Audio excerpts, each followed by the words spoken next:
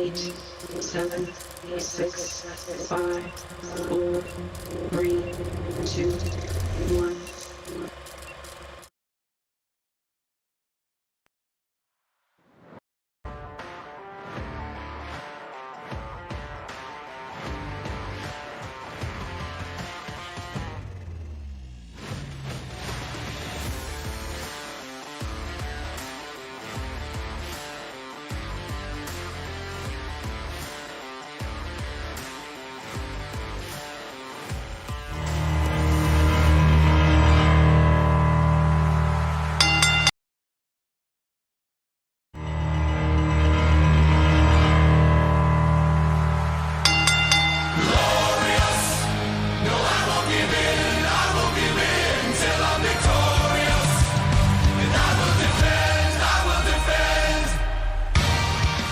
Ladies and gentlemen, before tonight's show, your announcer guy would like to provide a special disclaimer.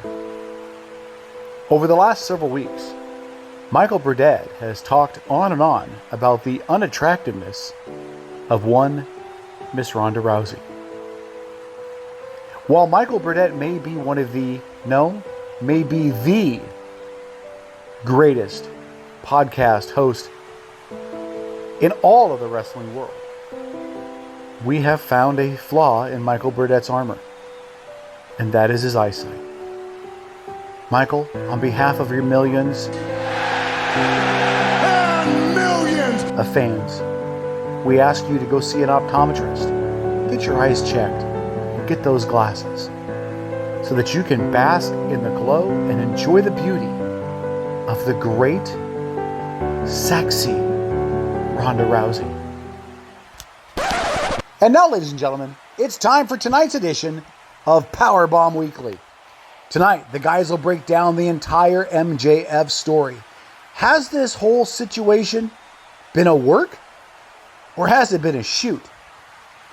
Plus, the guys will break down NXT in Your House and AEW's Double or Nothing and give you a full review of each of those shows. They'll also break down your weekly shows, and Mike will celebrate Lex Luger's 64th birthday. But first, ladies and gentlemen, let me introduce to you your hosts. This man is nearly perfect in every way, except he doesn't understand how gorgeous Ronda Rousey is.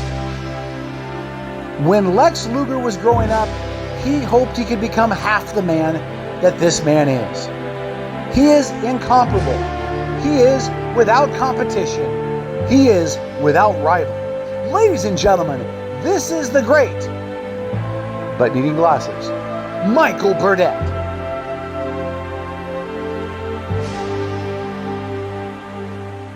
And his co-host.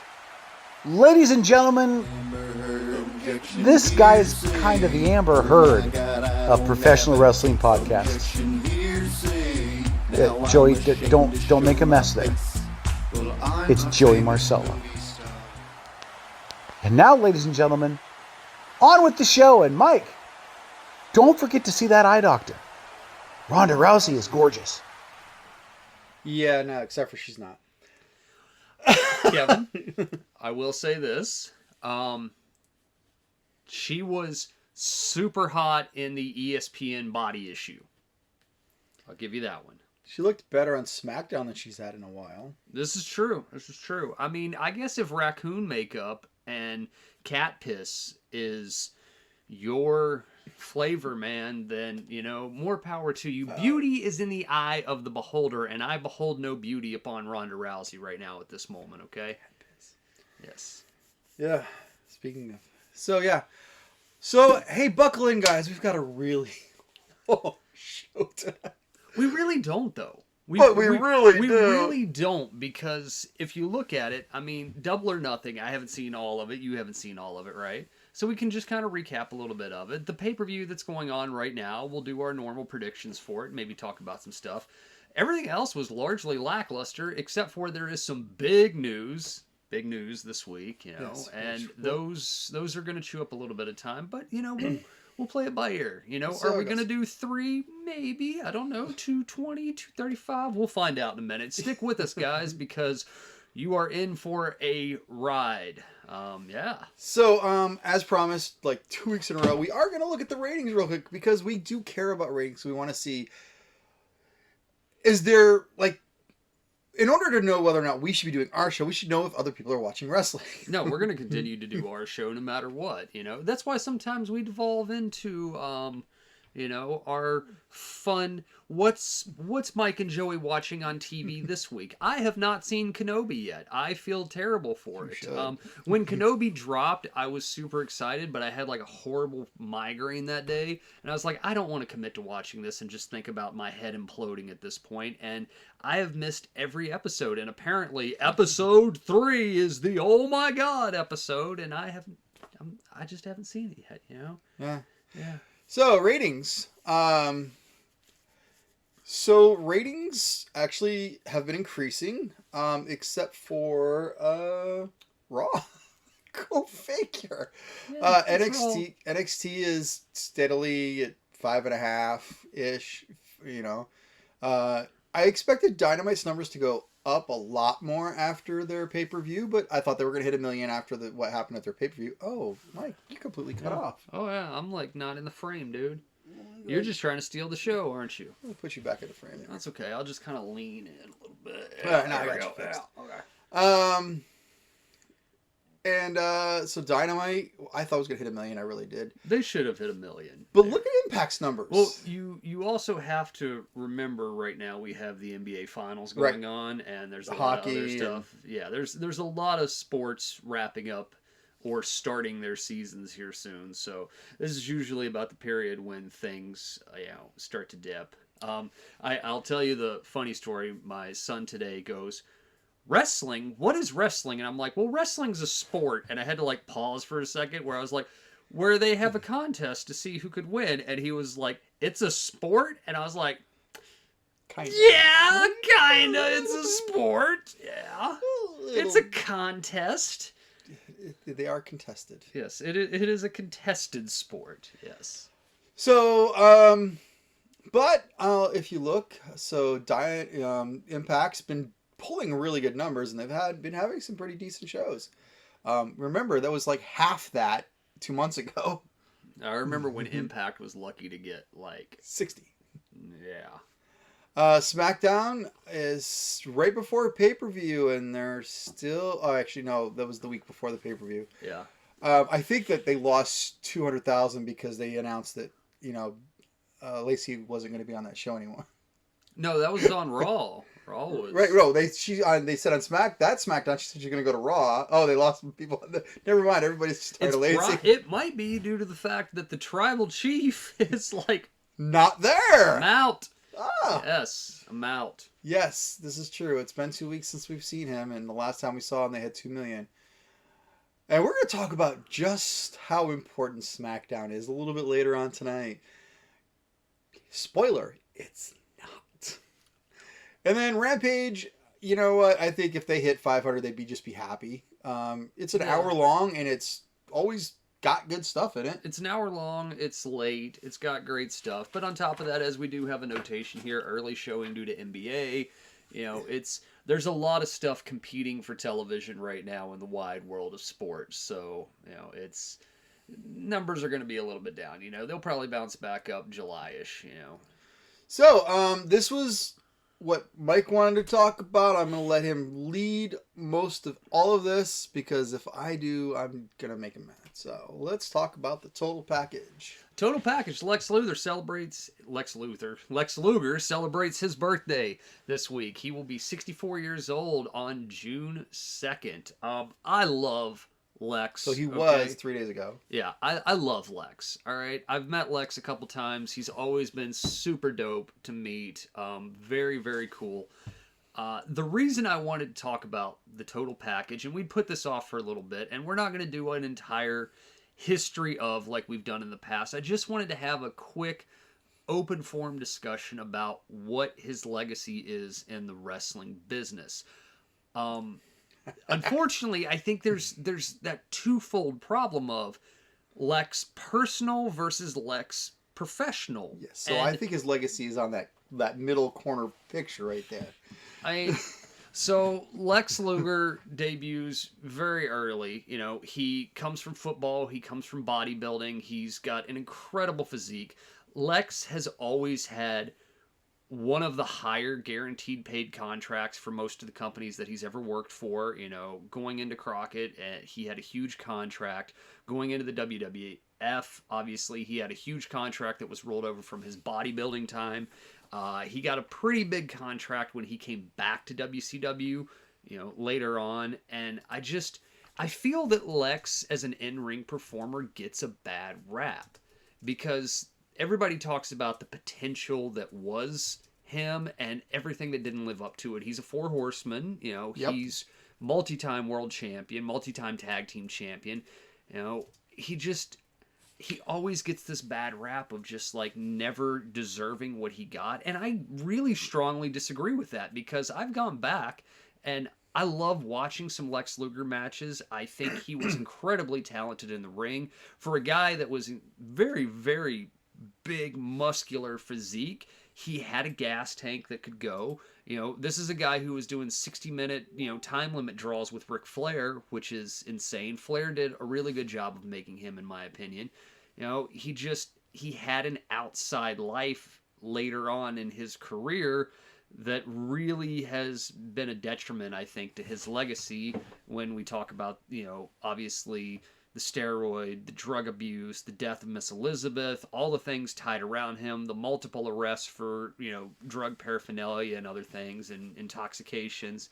Lex has a stroke due to a lot of this. He's largely, I would say at this point, would you say paralyzed in a wheelchair? Yeah. You know, he's physically, he is not the total package anymore. You can kind of tell from this picture up in the side, which is from GalaxyCon in 2020. It was the most recent picture I could find. Yeah, he's had a lot of health issues over the years, you know. But I wanted, you know, I also wanted to present to it for this because I know he has a large negative to it. But you, as yourself, could maybe speak to this, and this is not my bag, but he had a reawakening, you know, through faith. Yes. And he has seemingly, you know, turned a complete, you know, corner on his line of thinking, his behavior, and how he does. And, you know, is that not part of the test in a way? So I was going to bring that up towards the end. So I will answer your question. Okay. But I want to ask you a question first, because you know, before we talk about him at the end. Yeah. Let's talk about him at the beginning a little bit. Okay. So I don't know much about Lex Luger. I didn't watch. I mean, I watched obviously the '90s Sting.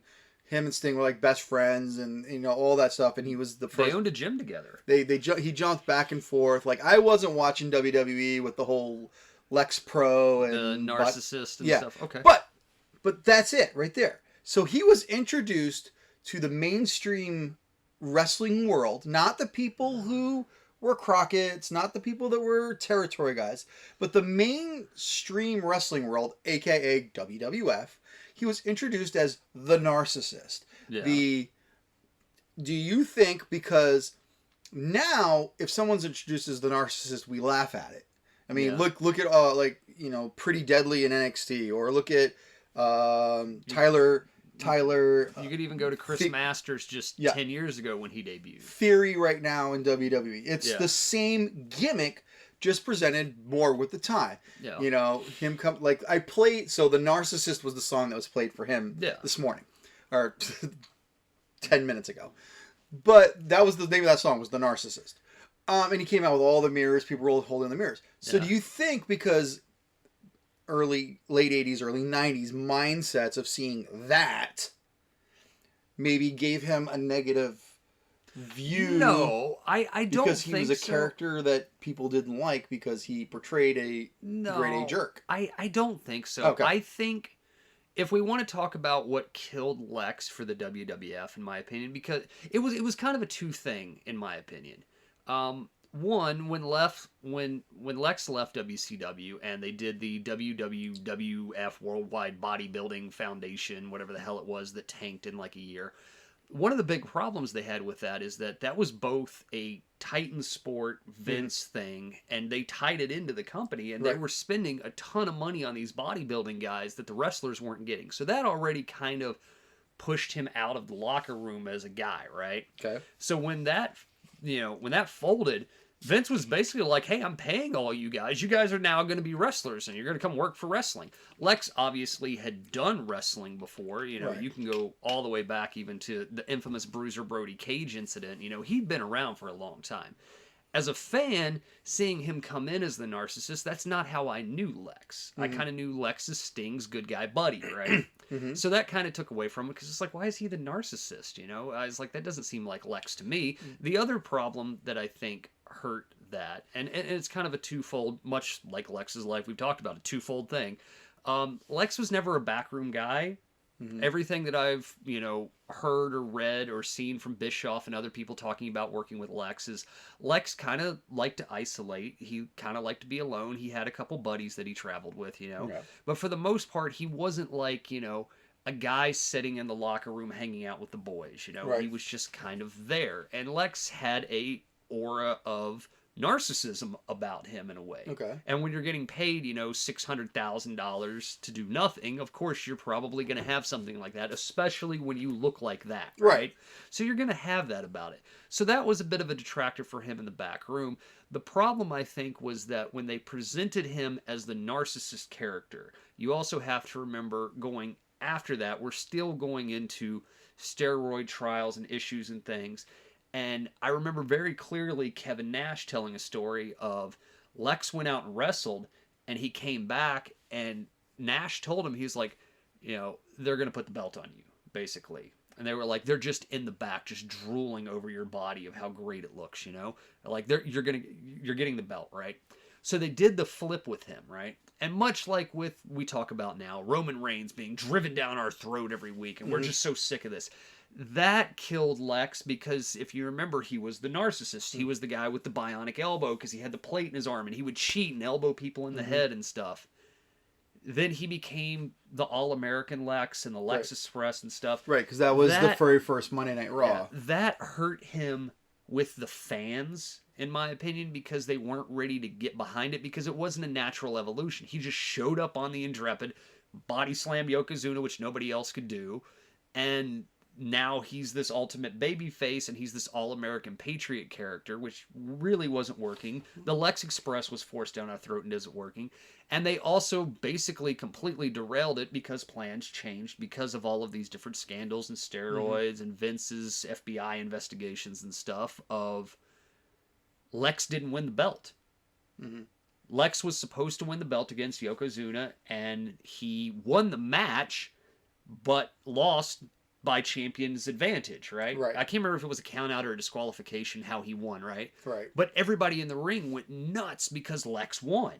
And they dropped balloons from the ceiling and all this stuff. And much like our current storyline with Cody Rhodes, where he's talking about his father Dusty not winning the title due to championship advantage, he celebrated like he won, and he never won anything. And that was kind of the death of Lex at that point. When they changed directions and they made him not win, that hurt him. And that actually happened to Lex as well, too, in WCW with the Black Scorpion gimmick, which is why that was created, because Sting was supposed to win the championship. Flair had promised it to him. Sting got injured. Flair kept his word and said, I'm passing the belt to Sting. They did a little side story while Sting was rehabbing with Luger. Luger doesn't get the belt because he promised it to Sting. So Luger was always a guy up there, much in the way like people talk about Triple H. He was never the guy. He was the guy that worked with the guy that drew the money, right? Right. And I think Jim Cornette kind of said it best for that. Luger and Sting worked. Sting and Flair worked. Flair and Luger worked. Sting, Luger, and anybody else didn't work. Right. It didn't work that way for that crowd, And I think that's kind of what happened, if that kind of answers your question. It wasn't just the presentation of the narcissist character that took away from it. It was he had so many gear changes during that time, so many misdirections, not winning the big ones when he should have got it and was clearly booked to have gotten those titles. And just why don't people like Lex? You're supposed to like Lex clearly. We want you to like him. And it just wasn't working, Gotcha. Yeah.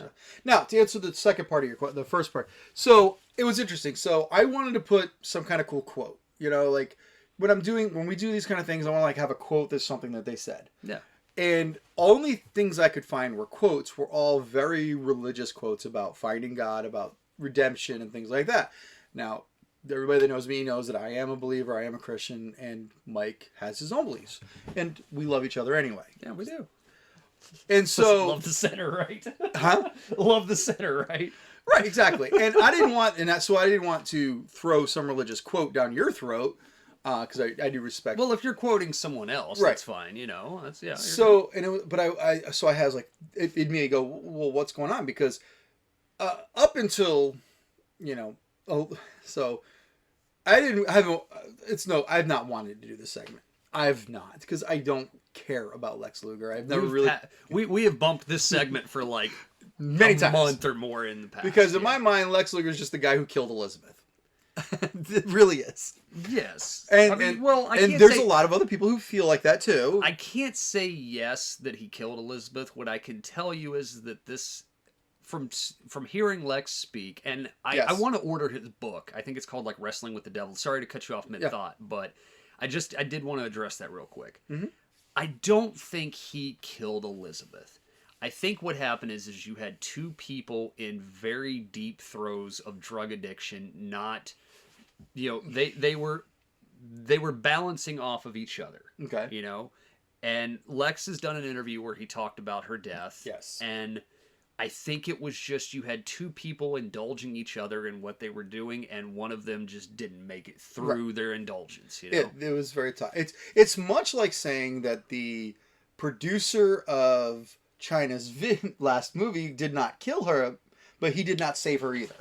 So, I mean, I guess you could say the difference between that is that I don't think Lex was using Elizabeth as exploitation to better himself. No, you're right. I think it was more of you find, this is what happens. They were both very broken people. You've met couple drug addicts before and things like that, or just toxic couples. We just saw one for the last 6 weeks played out on worldwide television, right? Objection, hearsay. Yeah, I mean, it's just sometimes people who are toxic bring out toxicity within each other, and there's so many movies about that. Yeah, I mean, Romeo and Juliet, doomed love, essentially, I mean, that's kind of one of those things. And I speaking of that, I don't think Elizabeth ever got away from Macho Man's wife.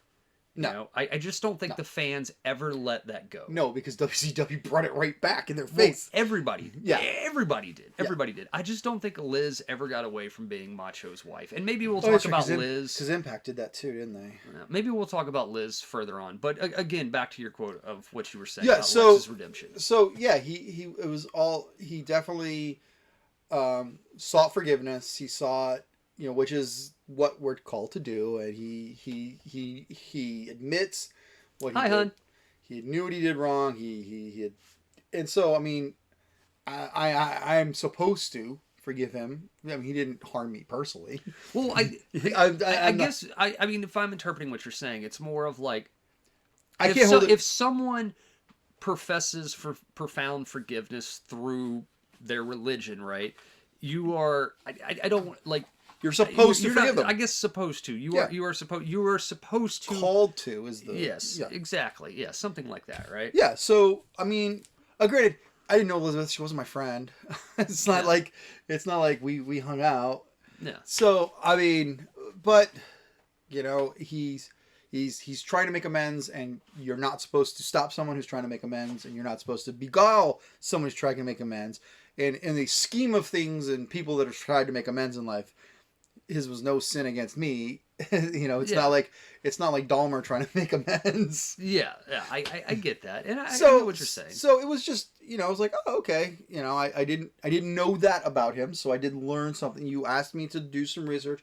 I learned something about somebody that I did not know, that I did not care much about, and it made me go, okay, let me give this person another thought. So yeah, good. I'm glad that we could do that, and I really hope that other people out there who watch this give Lex another thought, as Joseph did, not just on a personal level for what he went through, what he's trying to atone for, whether you want to take the seriousness about it, because sometimes honestly, I question Shawn Michaels sometimes just based off of the reports that we get of, oh, he's uber this, but then he also motherfucked this guy backstage for 25 minutes for using a super kick when he's like, that's my finisher, fire this guy. I hate him. Yes, I've read the book. We kind of go back and forth on Shawn, in my opinion. As Shane Helm said, Shawn Michaels, great. Mike Hickenbottom, not so great, right?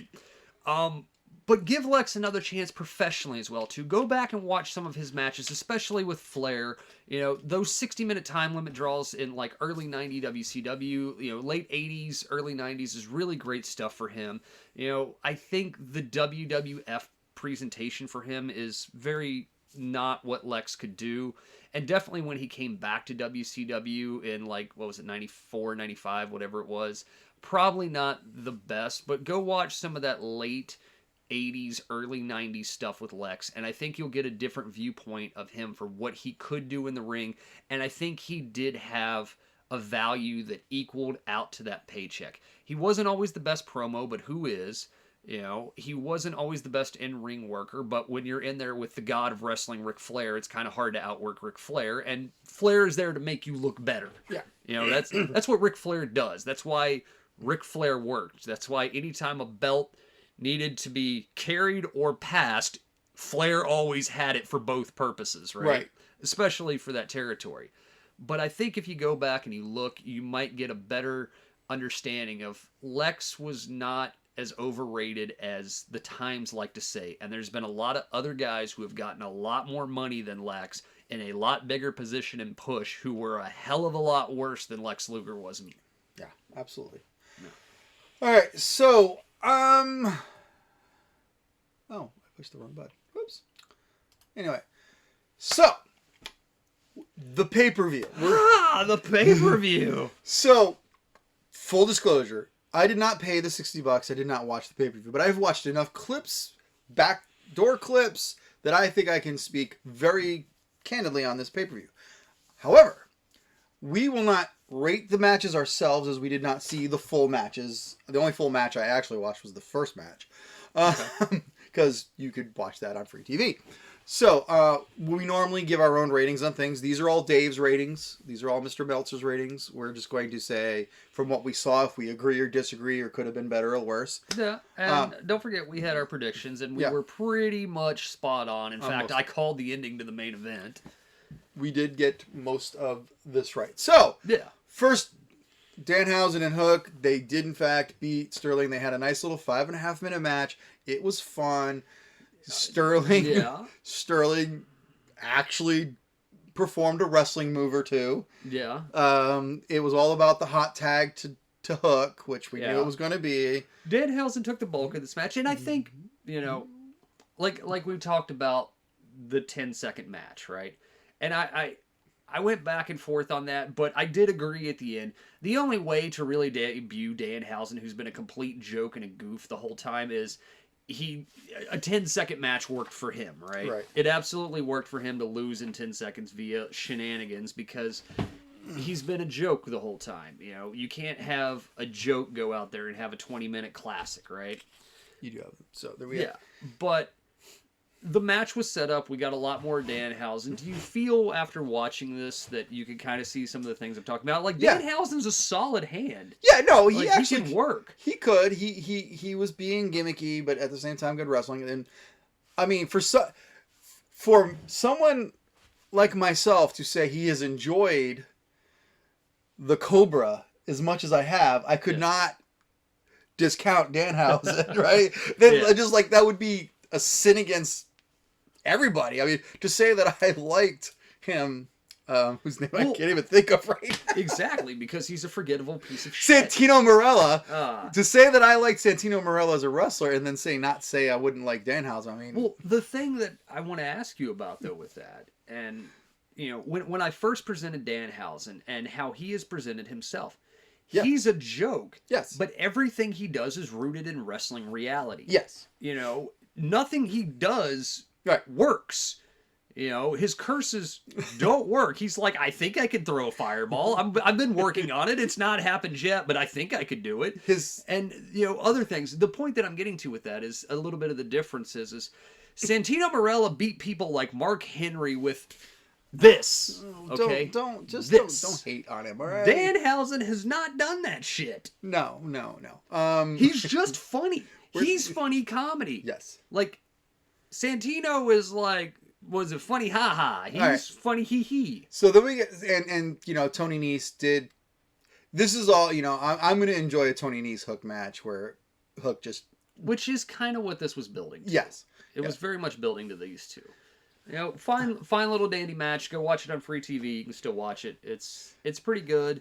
And again, like we said, it's all about the hot tag to Hook, so that way Hook can just be a monster. And then Tony Nese, and then Danhausen, and then him picking Danhausen up, and then looking at each other, and Danhausen.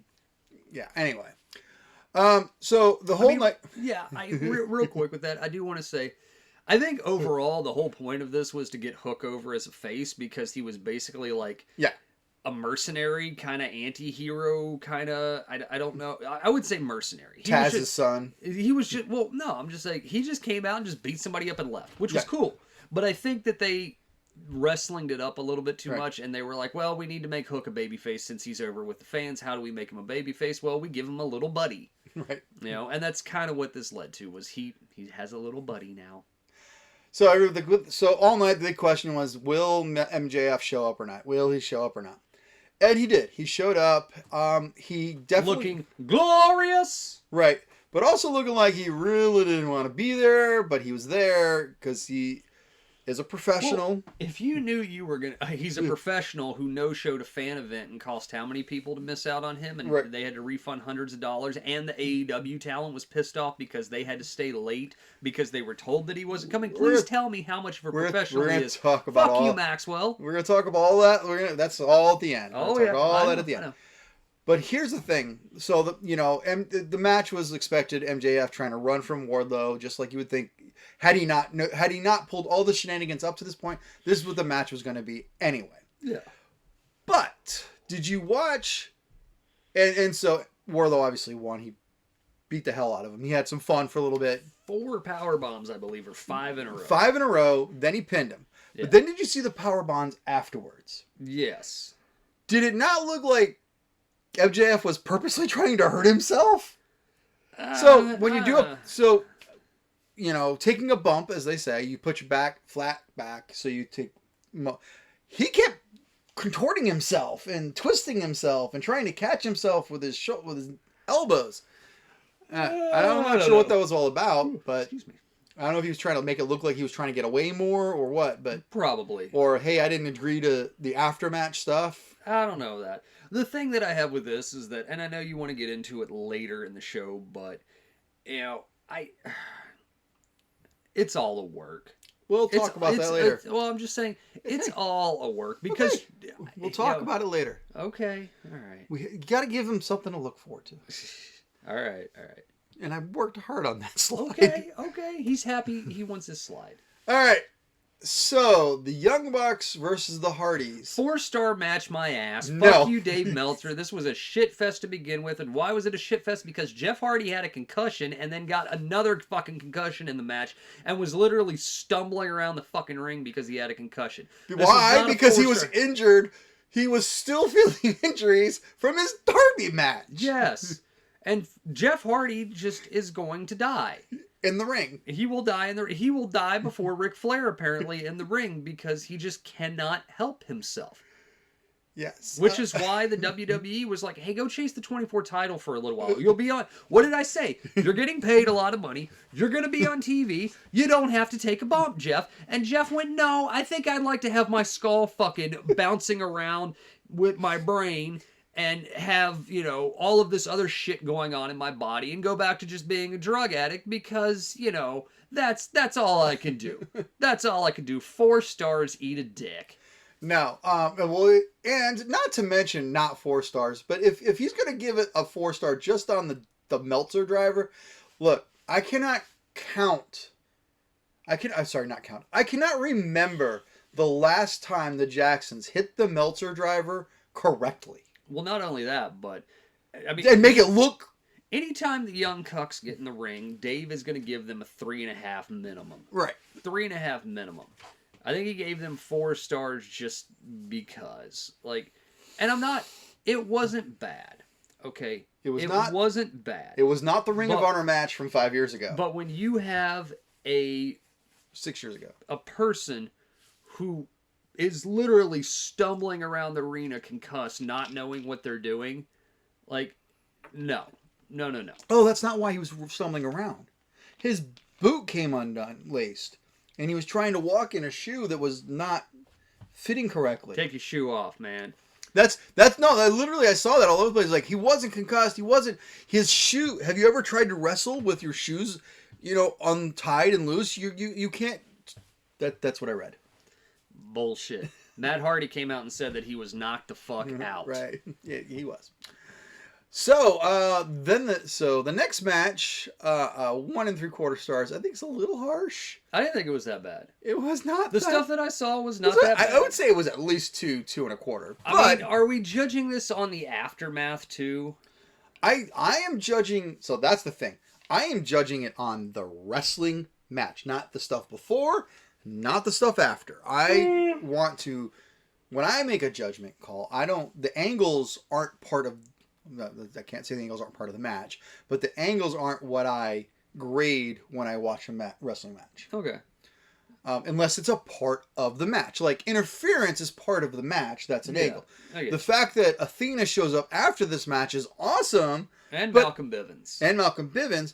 But that's not part of the match. That's its own segment that you could rate. Because Tony Khan has decided that in reaction to Big Swole, he must hire more black people. But he also has decided that all of the black people must have their own storyline over here. None of them have a story over here. They're all over here.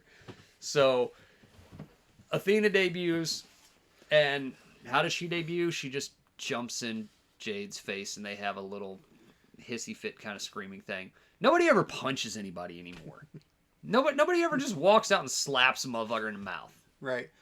Jade Cargill. So, I will say this was Jade Cargill's best match. Anna Jay and her did. They did. This was a fine little 2-star match from everything that I saw. It was not Dave smoking the crack. Yeah. All right, moving on. This was definitely a 4.5-star match. This was cool. I'm sorry, Jim Cornette. I listened to your review of this after I watched this because I purposely went out and found this match to watch it. This was fucking cool. And I loved the white face paint. Yes. I thought the ash covered face paint looked great. This was a cool match up until the ending. So you didn't like the fact that I was right that Julia Hart was going to help them win? I knew that you were going to be right. Don't get me wrong. I absolutely knew that you were going to be right. But the problem that I have with that is that, well, what does that do to the Varsity Blondes? Well, what does it do? Their chick that they had that was their storyline didn't do anything in their storyline and then got involved in somebody else's storyline. Because they allowed her to get hurt and infected and... No, that's that. Yeah. But she had a chance to do the turn on them and didn't do it, but she turned evil for Death Triangle? Well... What? They were going to view her out. It didn't matter who it was going to be with. Now, here's the thing. And she's...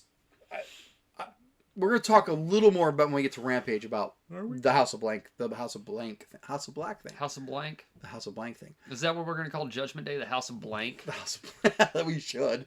I'm doing that when we get to Raw. So... I'm not going to say it was a 4.5... You know what? I might not say it's a 4.5-star match, but it was definitely a 4-star match. I will say I was not a fan of how she was revealed. I'm not a fan of let's turn off the lights and turn the lights back on again. I know it's an old wrestling trick. It's been done Well, it's not only that. It happens in every fucking match that they have. Yes. It gets a little... It's old. Yeah. It's like when you used to hate how people could just transport. It's the same thing. And it should be used a lot more. And it happened... The other thing, too, is... That happened, like 3 times on the show? Wasn't there, 3 times on the show that people were jumping into the ring somehow via black light? Or was that just throughout the week on AEW? There was just a lot of fade to black and Yeah. someone's here. Yeah, no, this was the one I remember on this one. Okay. So, yeah, a 4-star match for sure, in my opinion. You have 3 amazing workers, and the big story of this match was Brody King can go. Yeah, Brody King looked awesome. I thought this match was cool. I liked it. All right, so then you had Adam Cole with Samoa Joe, 3.5 stars. What I saw of this match, maybe Samoa Joe is just a little getting up there. I don't know. Adam Cole, this looked more like Adam Cole than anything Adam Cole's looked in a long time. And Adam Cole's injured now. Exactly. And Adam Cole might have gone into this injured. Right, which we're hearing a lot of this week. Yeah, there's a lot of people hurt this week, especially in AEW. So, well, it's a good thing they have a roster full of 1,000 people. And I was 100% right. You know, we were both, you were hoping, I think, for Joe, but it was... Well, no, I mean, I want Adam Cole to win, baby. In fact, I think, do I have, let me see here. Oh, I do have my Adam Cole t-shirt on underneath this. I love me some Adam Cole, right? So it is what I said was Joe is the Ring of Honor champion. He's going to go establish Ring of Honor shit. Adam Cole winning makes sense. Mm-hmm. There you go. They did the right thing. They did the predictable thing, but they did the right thing. So Ruby Soho. So there was no way she was going to. There was no way she was going to win this match. Like, they finally get Rancid to play her intro, right? They've been trying to get this for a while, from what I remember, and they couldn't get them linked up. Rancid finally comes out to do her music, and I was like, if she loses, she's dead. And she is dead because she lost. She did. Done. Ruby Soho's done.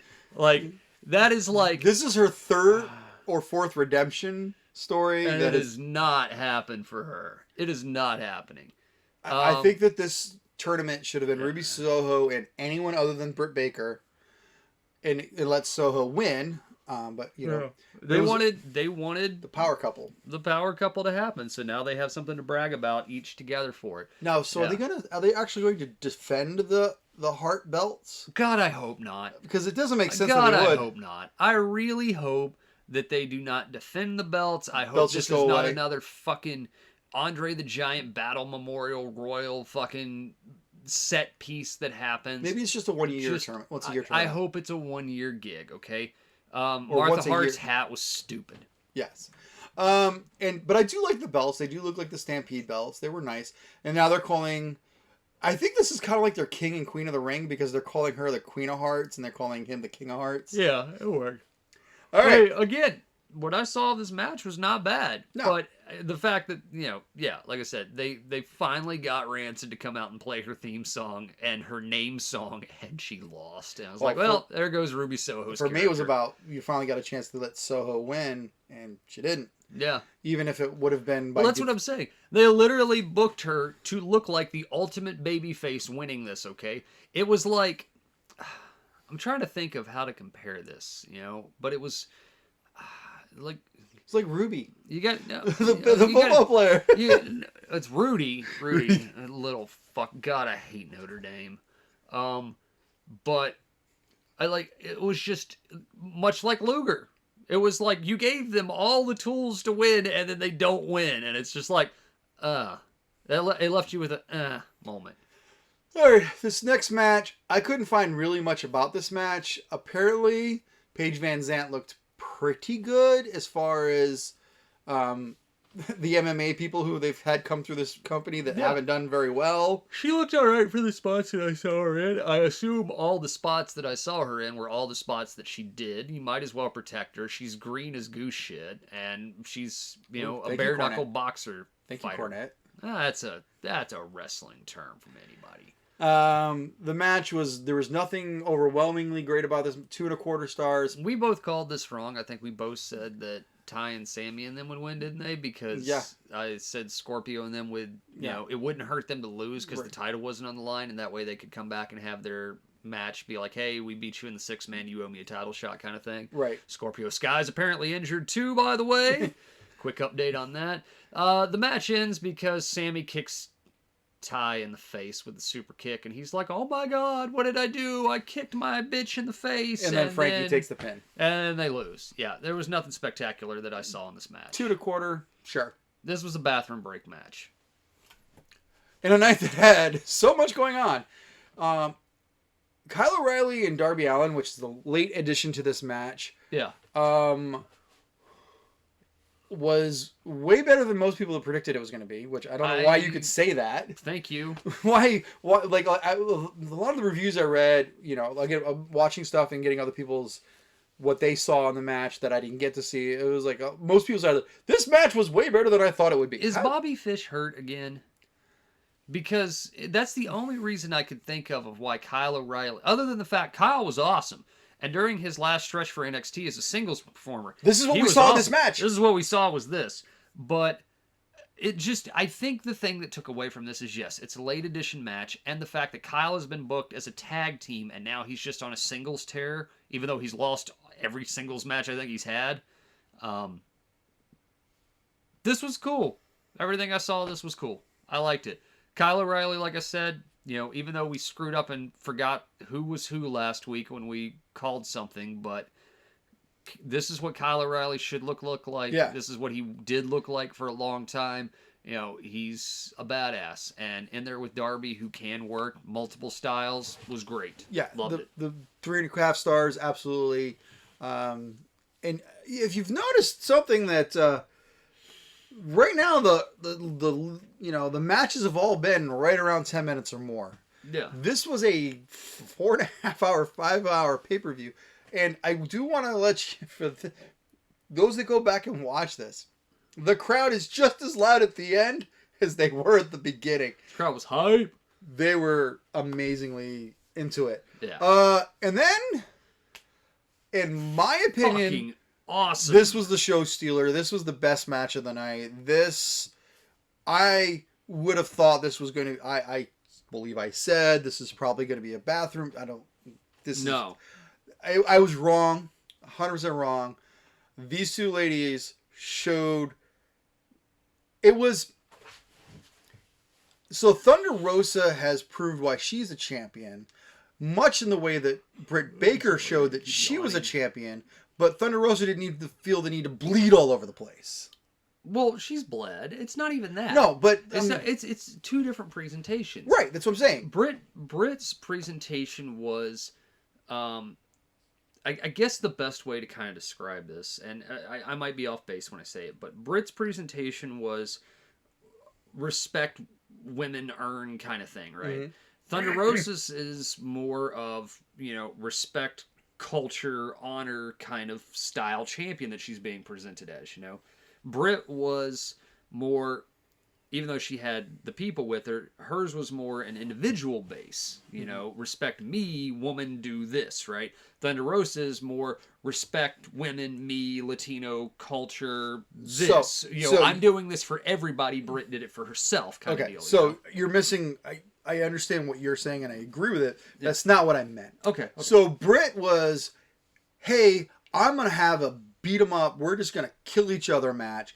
Thunder Rosa and Serena Dave had we're going to wrestle our asses off. Yes. And show you a brawl versus, okay.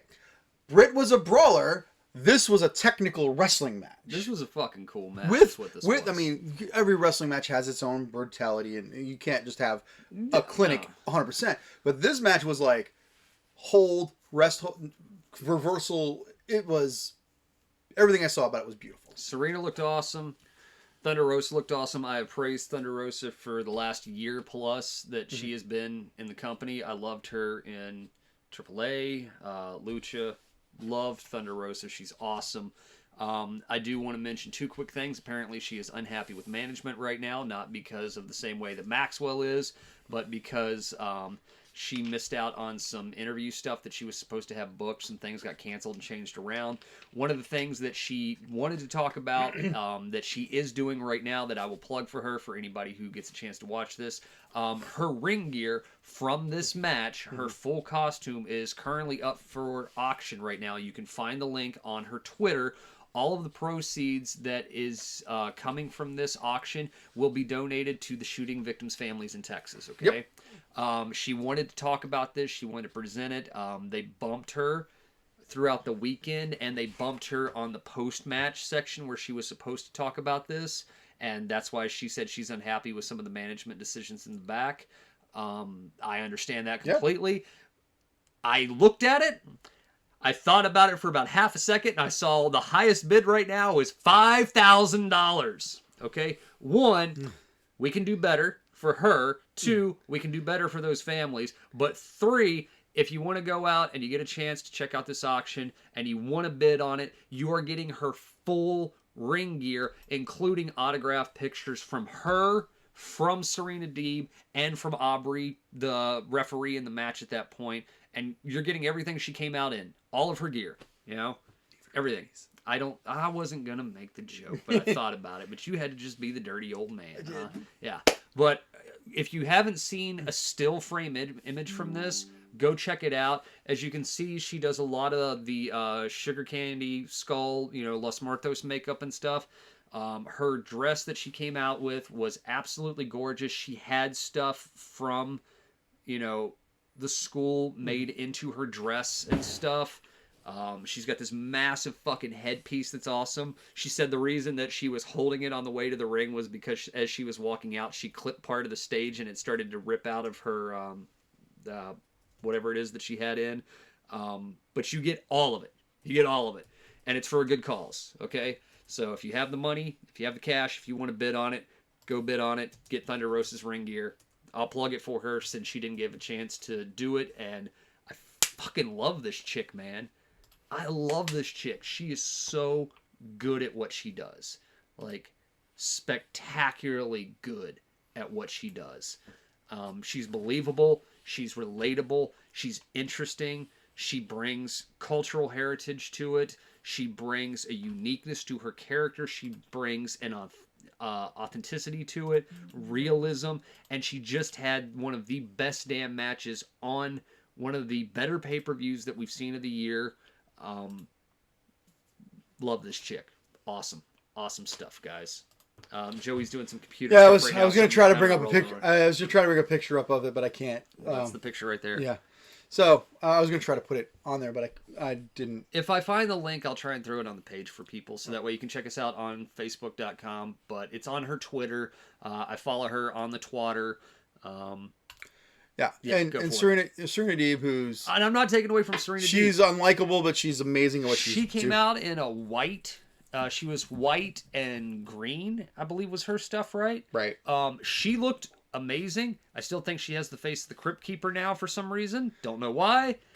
She wrestled her ass off. She wrestled her ass off, and she proved why she is where she is. Yep. And for years now has been considered the top female worker in all of the business. Not just here, but almost all over the entire world. She has been regarded as one of the best, okay? Serena Dave was awesome. She looked gorgeous. This was a fucking great match. Not a woman's match. This was a great wrestling match. And it told a story of two people who overall have fought back against the presentation that they were being given as a negative and have turned all of that into a positive that they have. Serena saying, I did everything that these old crusty white fucks wanted me to do to be pretty and interesting and unique for them, and it got me nowhere. And Thunder Rosa saying, I've had to fight and scrap for everything that I got, and I was always the number 2 to whoever they wanted to put in front of me. I'm going to show you why I'm number 1. And Serena said, I'm going to show you why I am the best that was never considered the best from the people who should have paid me to be the best.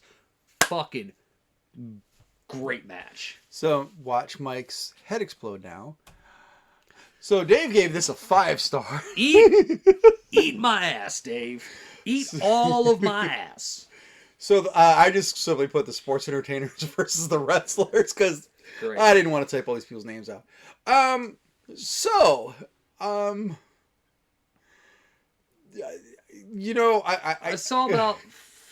I saw a lot. 60% of this. Yeah, I saw a lot of clips. I stopped watching it several times. So I haven't listened to Cornette talk about this yet, but I know that Cornette's got a very severe rule about not rating things that aren't wrestling matches. This was not a wrestling match. This was not even a gimmick match. This was let's kill each other. I hated the football stadium match. Okay. Right. I thought it was dumb. I thought it was stupid. I thought somebody was going to die. They didn't go full on people jumping off of the top of the fucking arena through a table kind of stupid shit that they did. But they did a bunch of stupid shit in this match. I really want to highlight two of the stupid things that we had. Which two of those? The part at the bar was stupid. Right. And then the ending, I want to say it's the ending, the gas can. Okay. Before you terrible. Yeah, before you tear apart the gas can, because I want to also, I would say that if I were in Las Vegas and I was trying to watch this match would have pissed me off so much because I don't know where to look. They're everywhere. I don't want to get upset about that. I mean, I do. The thing with that is that anybody who's been to a large form wrestling show knows that happens. If you're not in the area, you're not gonna see shit. No, I'm just like even like the camera didn't know which two wrestlers to focus on. Yeah, no, this was very choppily bad. I've talked about it before. I've been to ECW shows, okay?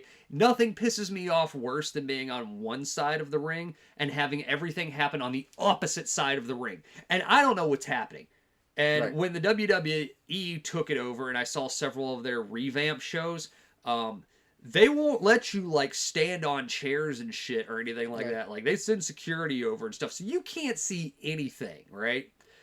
This was worse than that. Yes. Because everybody was doing everything everywhere all at once. And none of it worked. Everything kind of was just there for people to bleed and beat each other up and throw haymakers and stuff. Which is a fine little barn burner if you want to have it, but... It was not a 5-star match. No, it was not a 5-star match. It was if you are in the market for this kind of wrestling and this kind of entertainment or this kind of show, you're all into murder, death, kill. Yeah, okay. You probably it's not even that. It's not even about a hardcore brawl match, right? The whole point of this was you have Blackpool and wrestlers versus sports the entertainment. The gangsters, right? You have Blackpool. You have the British American gangsters versus the American Mexican gangsters or whatever it is. Well, I used to say Blackpool with LAX because they're both the members of LAX. Okay, so Blackpool and LAX. The whole point of this is that you have the sports entertainment pussies versus the legit badasses, right? And then they just had the match that the sports entertainment people wanted to have, which is let's just overproduce everything out in the crowd and everybody has to have a story and a moment and this going on. And that's why they won. And they should have had a legitimate, like, in the ring kind of thing. The problem is that if you look at the people involved in this, you knew what was going to happen. Oh, absolutely. You know, I've knocked Mox. I like Mox. I really do. But I knock Mox for what he does sometimes because he just goes too far now, okay? Yep. Kingston is playing into that. Jericho, it's a toss of a coin. You're either going to get Chris Jericho or you're going to get the canned ham, you know? And sometimes the canned ham just doesn't want to work and he just wants to bleed all over the place, okay? And, like, breathe heavy, you know? And Jake Hager's just there for the ride. And 2.0 has never been enjoying themselves more. No. This was a match that was supposed to be, like, conflicting styles, and it was just, like... The problem is everybody was a sports entertainer in this match. Yeah, everybody was a sports entertainer. There was no actual wrestling. Yes. So the end of the match, I'll set up for you, for you to poop all over. I'll let you Amber Heard this one. Just really gonna run that joke into the ground, aren't we? Like Mick Foley would do. Or smear it across the sheets.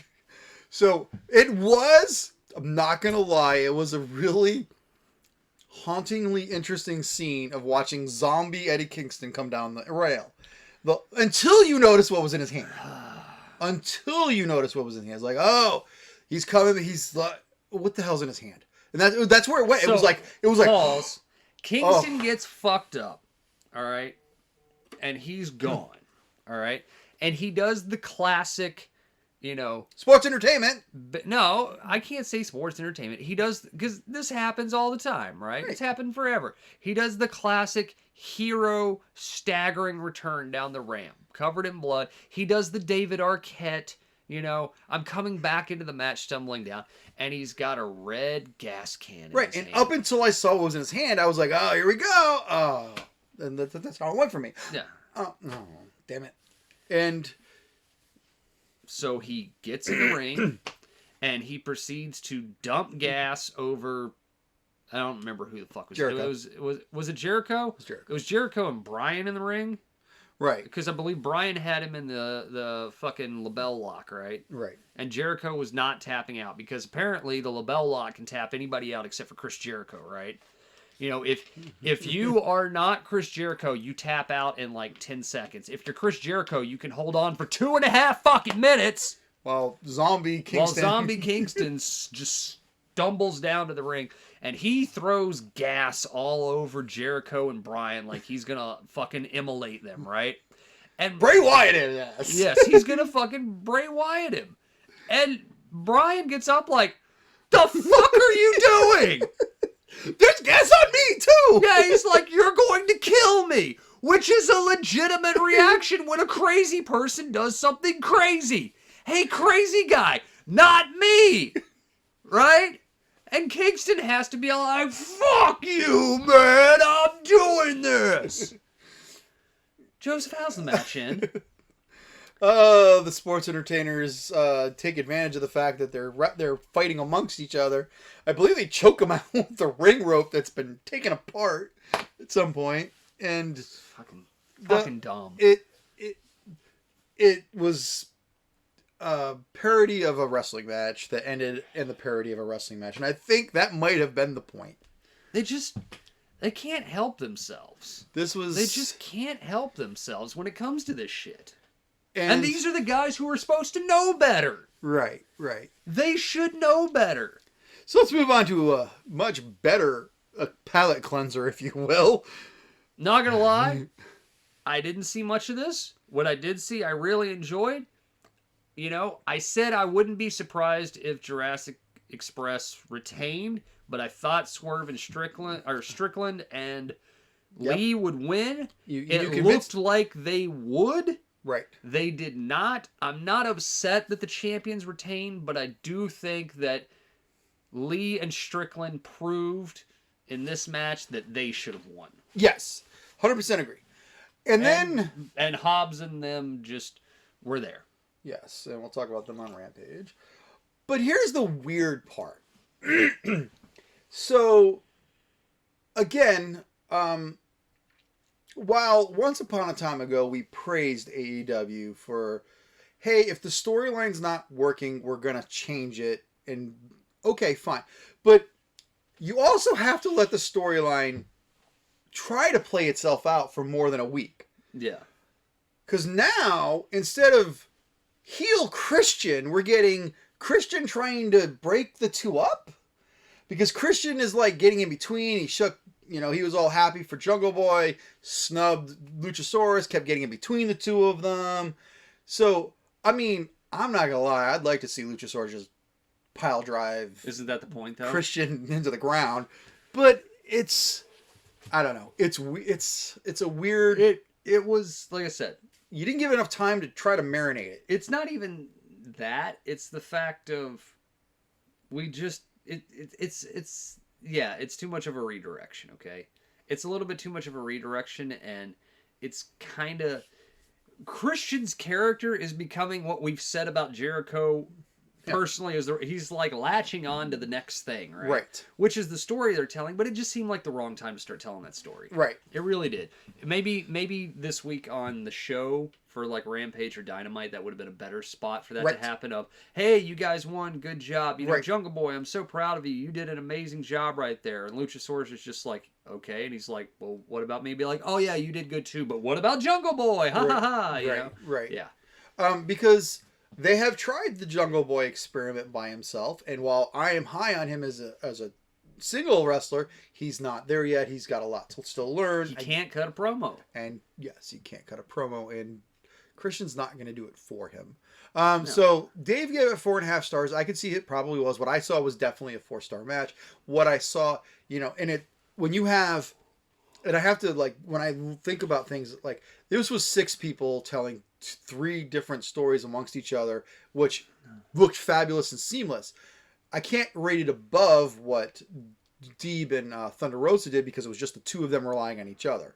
6-man tags, when done correctly, look amazing and can be flawless, because you give someone some time to rest over here, you give someone some time to recuperate here, get ready for the next big setup, and then go. But when it's just 2 people in the ring alone, I'm always going to give them a better grade if they did a better job. Yeah. So then we get on to the main event, and again, the crowd did not stop. The crowd was just as loud for this. The crowd did not know who they wanted to see win. This was an awesome match. I went out of my way, watched this one as well too. I called the ending verbatim, word for move. I called this ending, did I not? Yes, Go back and see the archive show from last week where I said I knew how this was going to end. I said I thought Adam Page would retain, but I would not have been surprised at all if CM Punk would win. I figured he could win because of all the things going into that match with him. Much kind of like I said with Strickland and them. Like, I thought it would go one way, but I wouldn't be upset if it went the other way. It did end up going the other way. You get CM Punk winning the championship.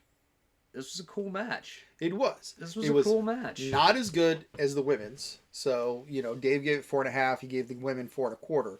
Yeah. Again, what I saw of this, and again, I saw a lot of, this was 25 minutes in. I saw a lot of the ending parts of it, and they were a little sloppier with each other. But then again, they're 25 minutes in. I get it. I'm not going to fault somebody for, but. Well, I'm wondering what the issue with that is, because the thing I didn't think was, I can't say it was sloppy. I think it was just, I'm wondering if, like, so, you've made fun of it, but I can too. Punk's older. Yes. And I've noticed one thing about Punk, okay? And it's, you could even go back and watch the 12-minute Hobbs match that he had, okay? Punk sweats a lot now. Yes. Like, a lot. A lot. I'm wondering if he just got too slippery for Paige to work with. Well, I could see that, but, like, Paige's buckshots were not looking as crisp and good, and I don't know if it's like Punk or was in the wrong place to catch or to miss. I don't know if it was that, or if it's people were tired, or I don't know. Plus, this is one of the more interesting things that we have to talk about. I mean, maybe not talk about, but I want to discuss, okay? We're 5 hours into the show. Yeah. This is late. I didn't get the report. I haven't read it if they actually did delay out and preempt this match so that way that the finals could go on. Because we were talking about it at the time where Tony Khan said if they go late and into overtime, we're going to hold this match back. We've already talked to the pay-per-view company. We can do this. Everything's cool. I didn't see a report that said if that did or did not happen. This match started midnight on the East Coast. Okay. So... or 11:30. A long time ago, doing boxing and things, and I saw this great thing where they were talking about tactics, and they talked about training and stuff, right? And they talked about training late in the evening, right? And the reason you do that is because, and I believed this for a long time. There was even a TV show that they did this in, which I thought was brilliant, right? But you do a lot of your heavy training stuff in the evening because that's when you fight. Okay. You might not go on to the main, if you're in the main event for a heavyweight championship fight, you might not be fighting until 10, 11 o'clock, right? But when you have to do interviews, and you have to do setups, and you have to do backstage, and you have to do this, and you have to be at the building at this time, guys that are getting up at 5, 6, 7 in the morning to start their stuff, and then are basically up for that time, and then have to go out and have a 20-minute main event at midnight, probably going to suffer a little bit of fatigue, right? Yeah. So I think that might have been a problem with this, is that, going so long into the pay-per-view, I could see these guys being tired just on the fact that they have been probably going all day long. which is why guys like Bret Hart would be amazing, because Bret wouldn't get to the building until 10 minutes before his match went on. Why? Because he was asleep in his hotel room. Yeah. That makes sense. I mean, that is something, I've always really considered, especially for training, is do your heavy training at the nighttime, so that way you're prepared when, if your main event goes on at 11 o'clock at night, your body is adjusted to the fact if it needs to perform at 11 o'clock. Yeah, so the match started 8 o'clock Eastern. And, it was 4.5 hours before. This match started at midnight. Yeah. So. But it was okay because it was in Vegas, so therefore, the Vegas people, it was only like 9 o'clock. Yeah. So, all in all, this was their big pay-per-view. It was 3 years in the company. They're doing well. Some things happened a couple nights later, which we're going to get to, that caused some things to happen. Again, things are always just happening. And at this point, now this company's 3 years old. I really feel like now's we're going to find out how they're going to do, because they're out of the honeymoon. Overall, this was a good pay-per-view. I don't feel it was as good as the January pay-per-view, honestly, though. Maybe that's because both pay-per-views had a lot of predictability about them, but this one was very predictable for what was going to happen. But I think a lot of the guys who showed up performed very, very well. And you definitely 13 matches. Definitely go out of your way to watch Thunder Rosa and Serena Dave. That was a super, super great women's wrestling, everything. It was a great person match. 13 matches. 13 matches. The quickest one was the Wardlow MJF at 7 minutes 25 seconds. Nope, Jade Cargill and Anna Jay by 2 seconds, 7:23. Okay, and then the longest was the main event, which went 26 minutes. Yeah. So everything else average was 13 minutes. 13 minutes. 12 to 18 minutes, yeah. So, I feel like now, like I started to say, we're 3 years in. This next year is going to be the biggest year that AEW is going to have, because contracts are going to start. Those initial contracts are starting to expire. People are starting to get hurt because they've been going at this crazy pace now that they're back in front of people and they want to outperform. We're starting to see. This is the point where we start. This is the point in WCW where the NWO showed up. All the WWE people are starting to jump ship, and some people are going from AEW back to WWE. So this is good. This is where it's going to get really interesting. I think that if I predict when we do in a year from now, when Double or Nothing year 4 goes, I feel the company will be going as strong. What do you think? It'll look a lot different, but I believe it'll still be doing well, if not doing better. I don't think it'll be doing worse. No, I don't think it'll be doing worse. I think we're going to have to see. I can't say the make or break, because they're going to last, okay?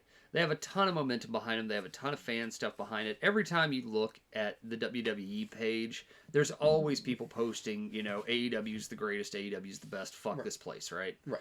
I don't see anybody people did that for TNA, but I don't see anybody posting that shit now. I don't see anybody posting anything about, So I think what's going to make or break them at this point is their contracts and their rapid expansion going to hurt them more than it will help them. And I think that's really going to come down to is how much value is Ring of Honor going to have for them in year 4 to move some of these people, to place some of this stuff in there, to get other content out. Right now, Ring of Honor does not have a TV deal. Right. They're supposed to have some kind of streaming deal or something going on and release content and footage. We don't know what their Warner Brothers Destination TV streaming service deal that they've been talking about for a while, if that's going to get up and running and what's going to happen with that. I think that's really going to determine it is how much content can AEW get out to a wider media, to a wider audience through that media than what they have now. Because if they stay with what they have now, they will sustain. Because we'll survive Punk having surgery, will survive Daniel Bryan being hurt. They will survive, they survived Kenny Omega being gone for 8 months. They can easily do that with that large roster they had. The thing is going to be, can they continue the momentum forward if they can expand the eyes on them? And the only way they're going to do that is through stream. So, let's talk about what happened this week in wrestling. So before we talk about the pay-per-view that happened last night, we have to talk about what happened on the show prior to the go-home show, as they call it. Can we go quick? Sure. Can we go quick on this? Sure. So Diamond Mine told Creeds they have the night off, and then they went and wrestled. So Strong and Kemp. Do you know who this young man Kemp is? This is Gable Stevenson's older brother, isn't it? Younger brother. I thought it was his older brother. Well, it's his brother. Because both of them are there. Yeah. If he has a younger one, all three of them. But yeah, no, it's Gable Stevenson's brother. Which I did not know until I did the research. Our Olympic hero's brother is on TV wrestling in an angle before he is. My question for this, though, is I mean, and I can't say that this isn't wrestling because it does happen, okay? But if you have the fucking Steiner brothers, why aren't they the Steiner brothers? Like, you legit have two celebrated collegiate wrestling wrestlers. Why is one and the other one is not? Because most people don't know Kemp is Gable Stevenson's brother. How could you not? All you have to do is Google. Google exists. Why does he have to be this guy who just showed up and he's Roddy Strong's bitch? Yes. You're Roddy's bitch. So, Strong and Kemp beat Pretty Deadly because shenanigans. No, they lost. That's right. They lost because of because of shenanigans. See, I hated this show and I already remember what happened. And then he tells Diamond Mine to fuck off, and Diamond Mine runs down because Pretty Deadly gets a hold of the title belt, and they go to swing, and they shove Roddy out of the way, and they end up cracking one of the Creed brothers in the head, and then Roddy gets beat with a roll-up because even though Roddy looked, fresh as a fucking, baked clam, essentially, that he just gets beat with a quick roll-up, 1, 2, 3. And instead of being mad about anything, he screams at the Krieg brothers because you guys were supposed to be in the back! You distracted me! It's your fault that we lost! I had it under control! And they're like, you were about to get hit with the title. And he's like, no, I wasn't! I was... da. You like fucking horrible. And the sad thing is, this was a great match! So, the question is... This was a cool match, and then they had to fuck it up with jazzercising it. So, thank you, Cornette. So, the point is, if Pretty Deadly do not win at the pay-per-view last night, they are kicked out of Diamond Mine. Which poses the question, who actually... The Creed brothers would be kicked out of Diamond Mine if they don't beat Pretty Deadly. Not Pretty Deadly is going to be kicked out of You know Diamond what I meant. Mine. Sorry, yes. Yes. But the question is, who actually is Diamond Mine? Is it the Creed brothers? Roddy said no. Or Roddy. Roddy said, I am in control of Diamond Mine. I understand what he said. Yes. Okay. So, more on that when we get to the pay-per-view. So, in the locker room, Grimes, Sikoa, and Poker Room Duke. There you go, Poker Room Duke. Why is Poker Room Duke in every storyline? He is in every storyline taking place on the show. He never does anything. He never wins, but he is on every storyline. Poker Room Duke is there. Okay, so then we talk about have another earlier today where Waller and Stratton talk shit to the Rednecks. More on that in a little bit. Then we get earlier today. I'm on a boat with the Mafia and the Cartel, which was the dumbest thing in the world. He goes, now get off my boat. They're in the middle of the water. Where were they supposed to go? Get off my boat. You can clearly see them still in the back, in the windows, the shorelines going by. Anyway. This is terrible. This was absolutely terrible. They try... Okay. And then... you know what, though? At least, this is one thing that I will say for this. Because I always talk about this as a negative, and I just want to point it out. At least Santos was presented as being incredibly wealthy, incredibly important, and in charge of everything, and he did not view wrestling as a demotion. Okay. That was a good thing. Okay. He was fighting for control of his house as a wrestler. Everybody else who's presented as one thing is like, oh, I have to wrestle? Oh, shit. And then immediately Elektra Lopez loses to Cora Jade. I don't know why. Cora Jade, who's not on the pay-per-view. Then we have Wesley and Sanga, and Sanga's like, you can do this, little buddy. I believe you have big heart. Yeah. And then we get a package about Roxanne Perez, because we've already buried her, but let's go ahead and package her again. How did they bury Roxanne Perez? I mean, Roxanne Perez. We're getting to find out who this Roxanne Perez is that's been shoved down our throat. That's right, never mind. Which I'm a fan of. No, what they had to do, once again, was explain everything about Roxy that did not involve her being a Ring of Honor World Champion, okay? And it had to do with everything of her dream, her goal in life is being part of the WWE.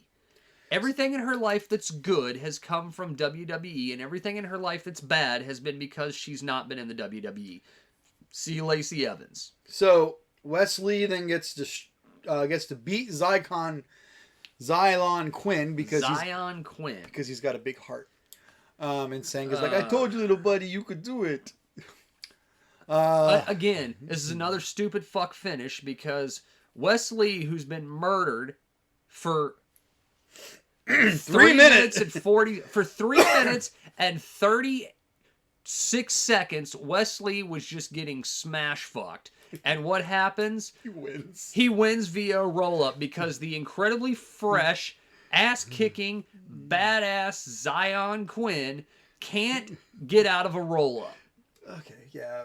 Sure, we can throw that. Fuck this show. We can mention that too. So then backstage, we get the Creeds telling them they're going to get kicked out of there. Then we get a package of Joe Gacy being Joe Gacy, doing Joe Gacy stuff. I hate it. I'm over it. That is not GYV. I looked very closely at those people's body frames and hands at the show. It's not GYV. I'm not saying that the hooded robe people cannot be replaced and interchangeable because they're hooded robe people. And... The hooded road people on NXT 2.0 were not the same people on the pay-per-view. No. One was a whole lot taller. Trust me. I remember, as we talked about earlier, the Black Scorpion. I remember them being randomly different sizes, and then all of a sudden it was Ric Flair. And then we went to backstage where Braun watched this promo that we just watched, so we got to Inception it, and he almost breaks the TV, and then he's like, oh no, well, I'll put it down because... The whole point of this... The whole point of this was to show how fucking big Braun Breaker's muscles are. Because when he picked that TV up over his head, his biceps were half of the frame of the shot that they had him in. The purpose is to show that he's getting angry, but he's got to control his anger so he doesn't Hulk out. I cannot wait to talk about that match. Oh, good. So then we have the NXT Women's Championship. Please tell me, did you watch this? Yeah. Okay. Am I crazy, or did Wade Barrett say the signatures are already on the contract? I believe so. So why then did Wendy Chu keep screaming, sign the damn contract? And she did. So who screwed that up? Did Wade Barrett screw that up, or did the wrestler screw that up? I don't care. This was dumb. It was dumb. The whole point of the contract signing, because every show had a fucking contract signing, right? Because WWE loves their contract signing segments for some reason. And the whole point of this was that Mandy Rose was supposed to be, like, bucking up to Wendy fucking Chu for some reason, but she wouldn't sign the contract, and Wendy Chu had to get her to sign the contract, and then they had a big fucking schmoz.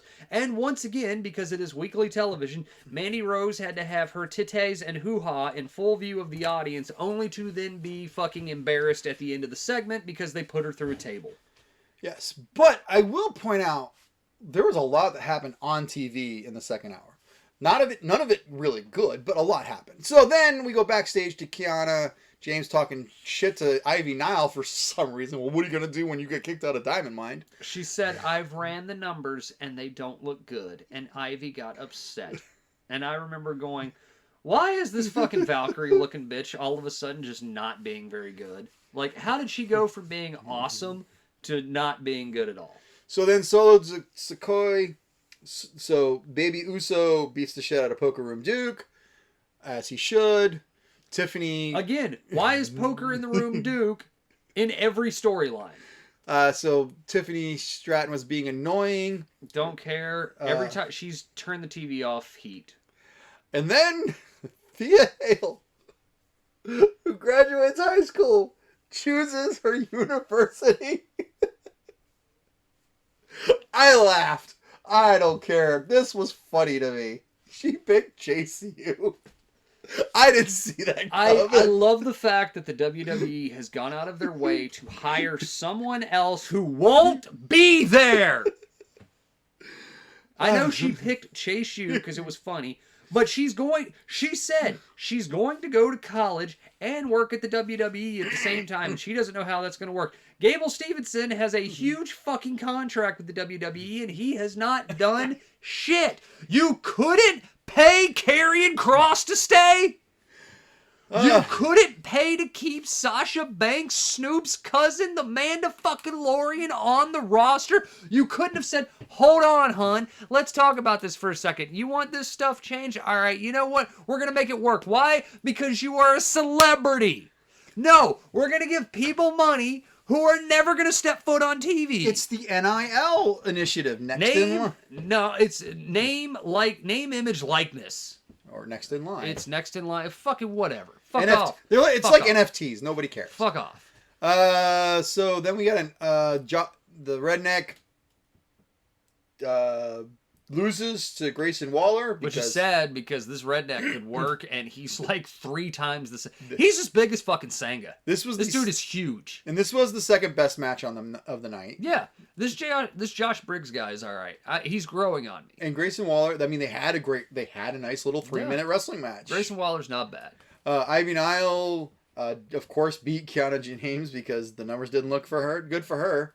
Kiana James, who we praised for the breakout tournament as being really good, was okay in this match. And then they had a stupid finish where somehow the whole storyline was that Kiana James found a way to get out of the fucking neck wrench lock that Ivy Niles has done, and nobody's ever done that. Much in the same way that they had to remind us that nobody's kicked out of the fucking deep six, or nobody's kicked out of this move or anything. It's just a random factoid that they had to throw out in the middle of the match that had absolutely no bearing on the match itself.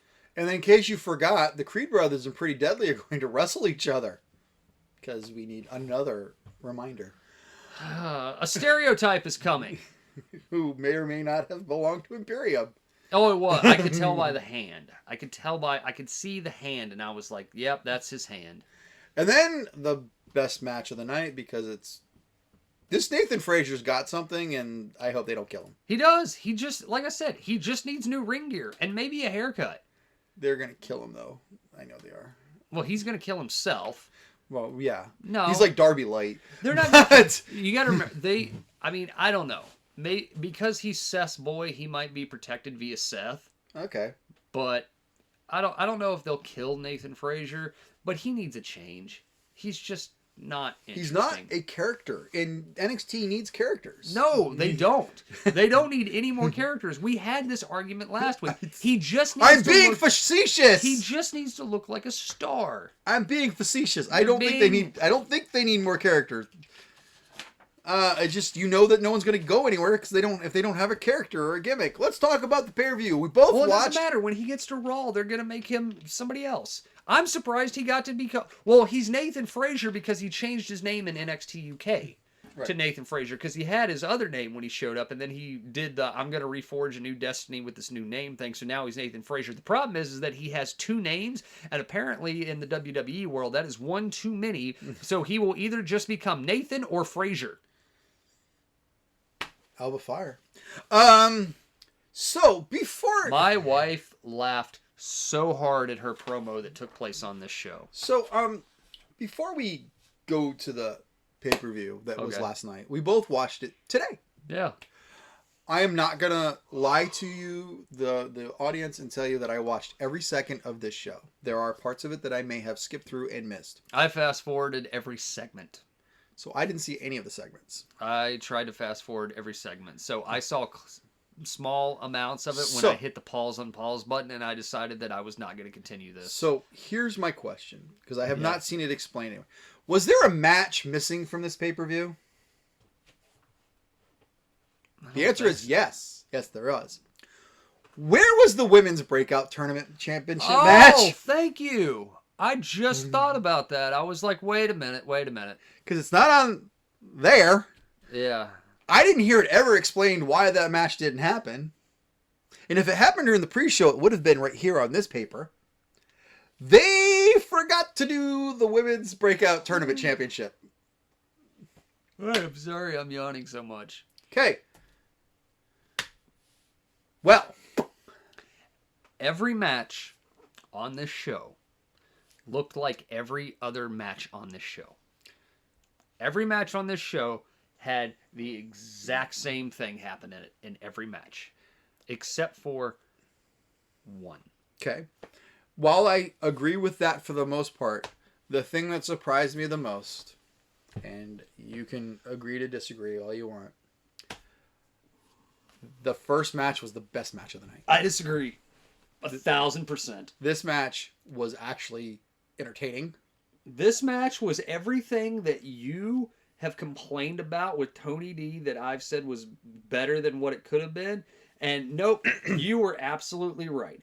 They could not do anything other than a punch, a kick. I'm not talking about him. And a clothesline. No, I'm talking about the whole fucking thing. The entire Italian Mafia could not do anything more than a punch and a clothesline. Okay, well then maybe it's because the drug cartel carried the match so well. The drug cartel looked absolutely awesome. And the ending of this was the dumbest fucking thing I've ever seen. I disagree wholeheartedly. I thought it was done very cleverly. No, I thought it was terrible. I disagree. Allow me to tell you why this was terrible, aside from the fact... No, okay. I'm going to tell you why it was great. And then you could tell me why it was terrible, and then we're going to agree to disagree. I was hoping I'd tell you why it was terrible, and then you could tell me why it was great. Okay, but fine. No, sure. no. You tell me why it was great. Please I'll tell tell me. you. No, I like proving you wrong. Go for it. Tell me why this was great. Because we finally, after long complaints, actually had a referee who was in the right place to miss the things he was supposed to when they happened. And I thought the sequence was very smooth with the throwing weapons back and forth, who got hit with who, and the only part that broke the believability, if you will, was the fact that when he pushed the unconscious guy had to adjust himself to actually be on top of him. No. Okay, so we're going to take that actually a little bit step farther. Okay. So the ending of the match sees... they do a big trade-off where the two guys and the other two guys end up fucking each other and they go out of the ring, and then Tony D and Santos are in the ring and they do a double clothesline spot and they fall down, right? And then as Santos is laying against the ring, Elektra Lopez pulls out the brass knucks and slides them in, and Santos has to look at the brass knucks, look at Elektra, look at the brass knucks, look at Elektra, and then he smiles. And then Elektra smiles back and is like, yes, use the brass knucks, use them, Santos. And Santos is like, yeah, I'm gonna use them. And then he reaches over and he picks them up, and then more shit happens over here. And Santos finally gets the brass knucks on. And at the same time, Tony D reaches up with the crowbar, because guess what? When they started the match, Santos made the referee look by the ring where the crowbar has been, and then he found it and went, what the fuck is this? You can't have a crowbar. So they were like, ha ha ha, we've outsmarted you, don't have a crowbar. But the Italian Mafia was smarter than the Mexicans because they hid multiple crowbars, apparently, right? So again, this was great, right? Multiple crowbars have been hidden. That's fine. Okay, I get it. I thought for 1,000% that they were going to have a spot where Santos was going to go to punch Tony D with the brass knucks, and Tony was going to hit him in the hand with the crowbar, and they were going to like repel each other somehow. And I was like, please do this spot, because I am desperate to believe that Santos's hand would not be shattered to the shoulder by being hit in a pair of brass knucks with a crowbar. They did not do that. Instead, they had a spot where he goes to swing, they duck, blah, blah, blah, they do whatever. Looks nice. The brass knucks come off or whatever. Tony D gets a hold of that, and then they nail him, and then the crowbar goes to one guy, and he swings and hits one of the fucking... Two dimes in the face. In the fucking face with a crowbar!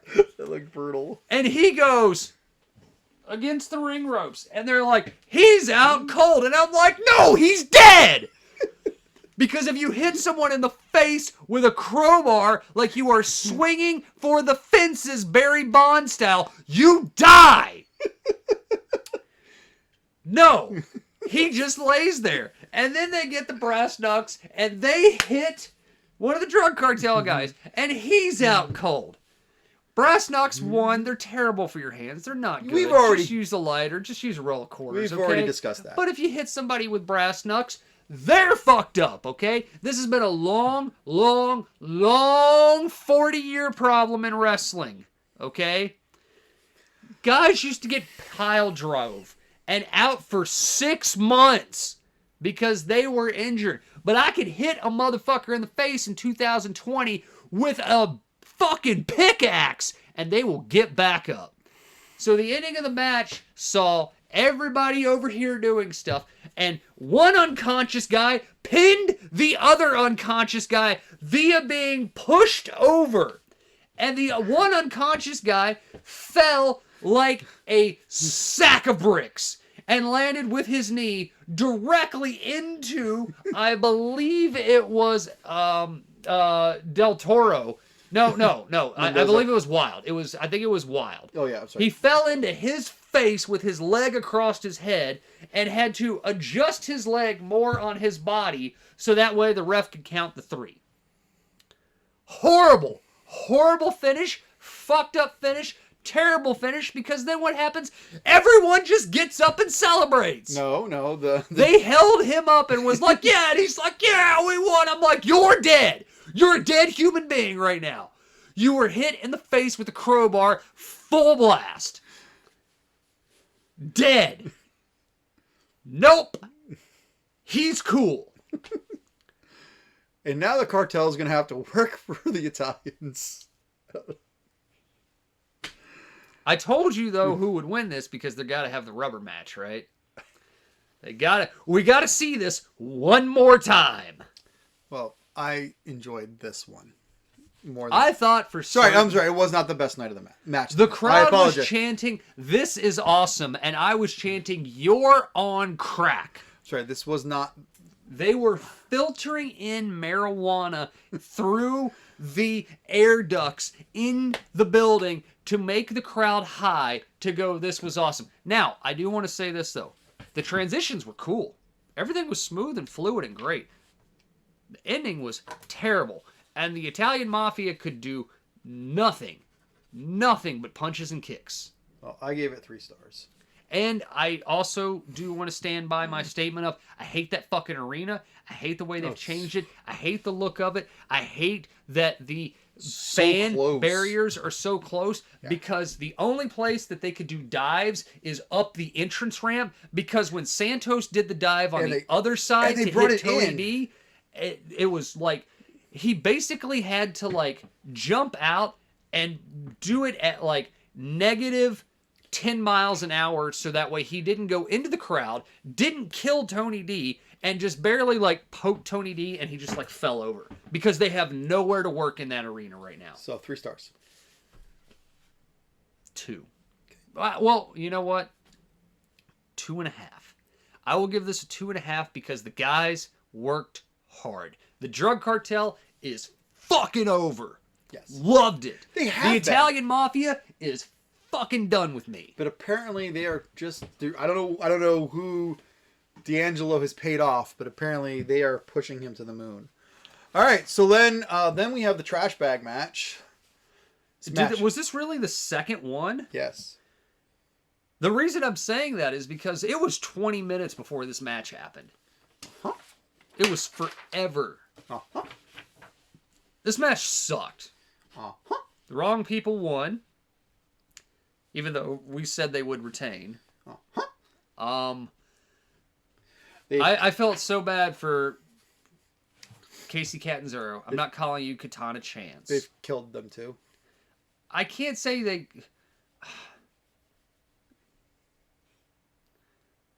This was not good. 1.5 stars. 1. This is, well, okay, 1.5, because the shit that all the shit that the gymnasts did looked great. The problem is that the other people could not do anything about it. And I did not realize this. One, Toxic Attraction moved 50% slower than the Party Girls did, okay? The other thing that I realized of why when I saw it visually in the ring, and I think it's because we've seen Cora and Roxy kind of work, and the story has kind of always been, how can Cora and Roxy overcome this gigantic bitch, right? I didn't realize until these 4 women were in the ring of how much bigger Toxic Attraction is to these 2 girls. Yeah. They are literally half the size of Toxic Attraction. And Toxic Attraction looks small next to other people. Mm-hmm. But I realized the frame of, like, Gigi Dolan is like... You see where my shirt's at right here? Where this, like, square is on my shirt? That is where Caden Carter was here. Gigi Dolan was here where my shoulders are at. Yeah. And I was just like, they're not winning. I was like, they're too small. And that's all we need to say about that. Smash sucked a fucking fart out of my ass. Well, Carmelo won. Which we said could happen. We said it probably would. Cameron's had his time. And this match showed me that Cameron's had his time. No. I don't blame Cameron for this. No. I'm saying that Cameron, this match... Are you saying that he's moving on? He's ascending? I'm saying that this is the worst match I've seen Cameron Grimes wrestle in a very long time. What are you talking about? They did a fucking reverse Spanish fly off top rope. Which was cool. Cameron Grimes looked great in this match. The problem with it is that Cameron Grimes had to sell for all of the interference from Whoop That Trick, who couldn't tie a bandana around his arm. I guess maybe that He had to sell for... Cameron Grimes had to sell for 3 people in this ring. Right. He had to sell for the ref. He had to sell for Carmelo. He had to sell for Trick Williams. And he had to sell for the audience. Like, he had to do too much shit at once. I felt bad for him. The other reason that I would say is that maybe Cameron Grimes is looking to ascend is one of the things I noticed about him in this was, did you notice that Cameron is noticeably bigger? Yes. Which might be why he was working a little sloppier, because he is bigger now. And, you know, sometimes when you put on bulk and you're used to being one way as opposed to the other one, you're not. Mm-hmm. But I noticed his stomach was a lot trimmer and his torso was a lot more defined in this match. No, yeah. He's definitely been working on... I don't know. I've loved Cameron Grimes his entire NXT run. And I just, for some reason, this match just did not evoke... I think I had more expectation of this match. And maybe Trick was screwing it all up. Because I give this... I only give this... I give this 2 3/4. Really, hon? Really?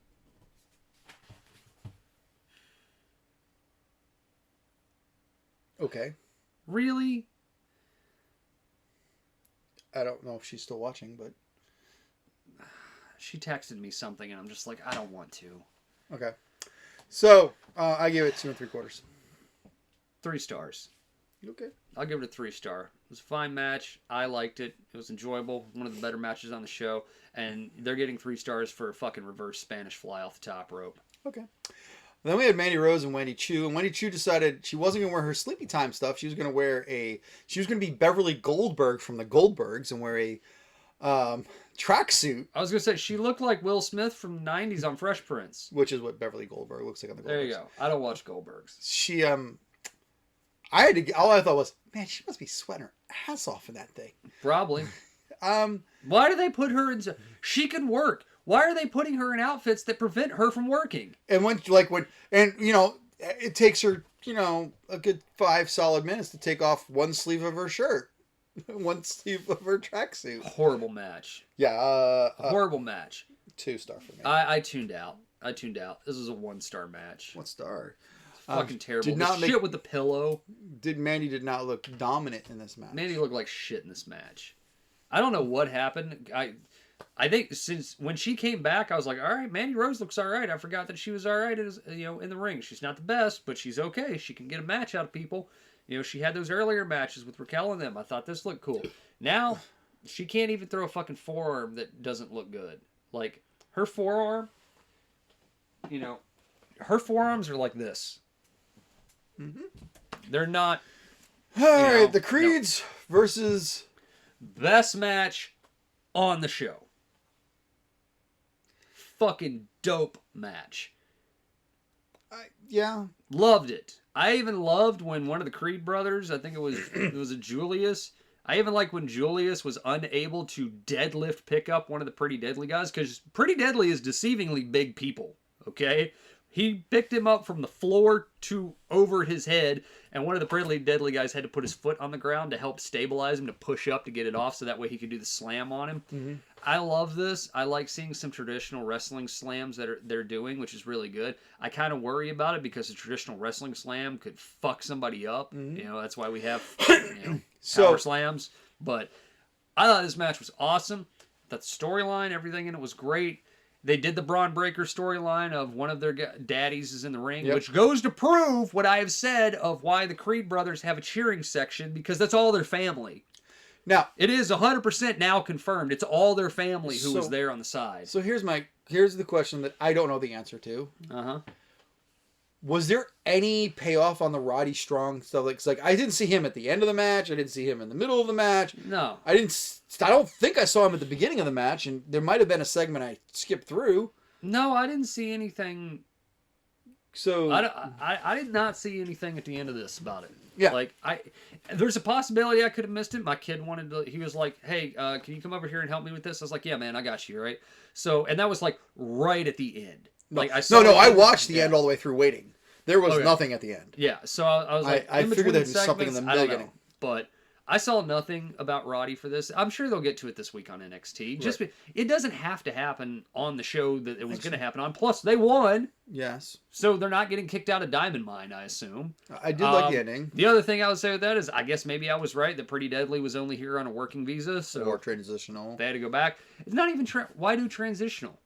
Well, because the whole point to bring them over would be to introduce them to the American audience, because they're here on a working visa. They go back, they do whatever, and then you bring them back on a more long-term thing like you did with Walter. Because I believe the Creed brothers were going to beat MSK at that tournament that they got kicked out of. Well, no, they won. MSK won, and then Homeboy was fired. Okay, you're right. Okay. Yeah. Hey, it was a 3-star match, along with just like the other wrestling match. I mean, I'd say both matches were really good matches. The tag team matches, which you don't usually think the tag matches are going to be the best matches of the night. I gave it 3 stars. I thought it was okay. 3.5. Okay. I'd almost go 4. I loved the shit out of this match. I thought it was cool. I didn't like it. Maybe this was the problem with the presentation of it. Also, this commentary team that used to be really good is becoming one of the worst commentary teams on the show. They have turned into... they're a combination of Michael Cole and Corey Graves. That's what they are. It's not Cole and McAfee or Graves and Saxton. They're Cole and Corey Graves at this point, because they're both spouting off shit and they're both inconsistently unrelatable, right?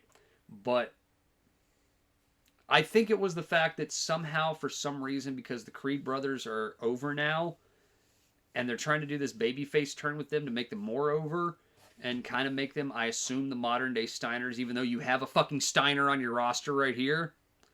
But they just kept hammering in how the Creed brothers, their family, the Creed brothers, oh my God, Brutus is tagged in, and we can't wait to see what Brutus is going to do. It's just like, come the fuck on, guys, you know? All right, let's go to the main event. Fuck this main event. Okay, good.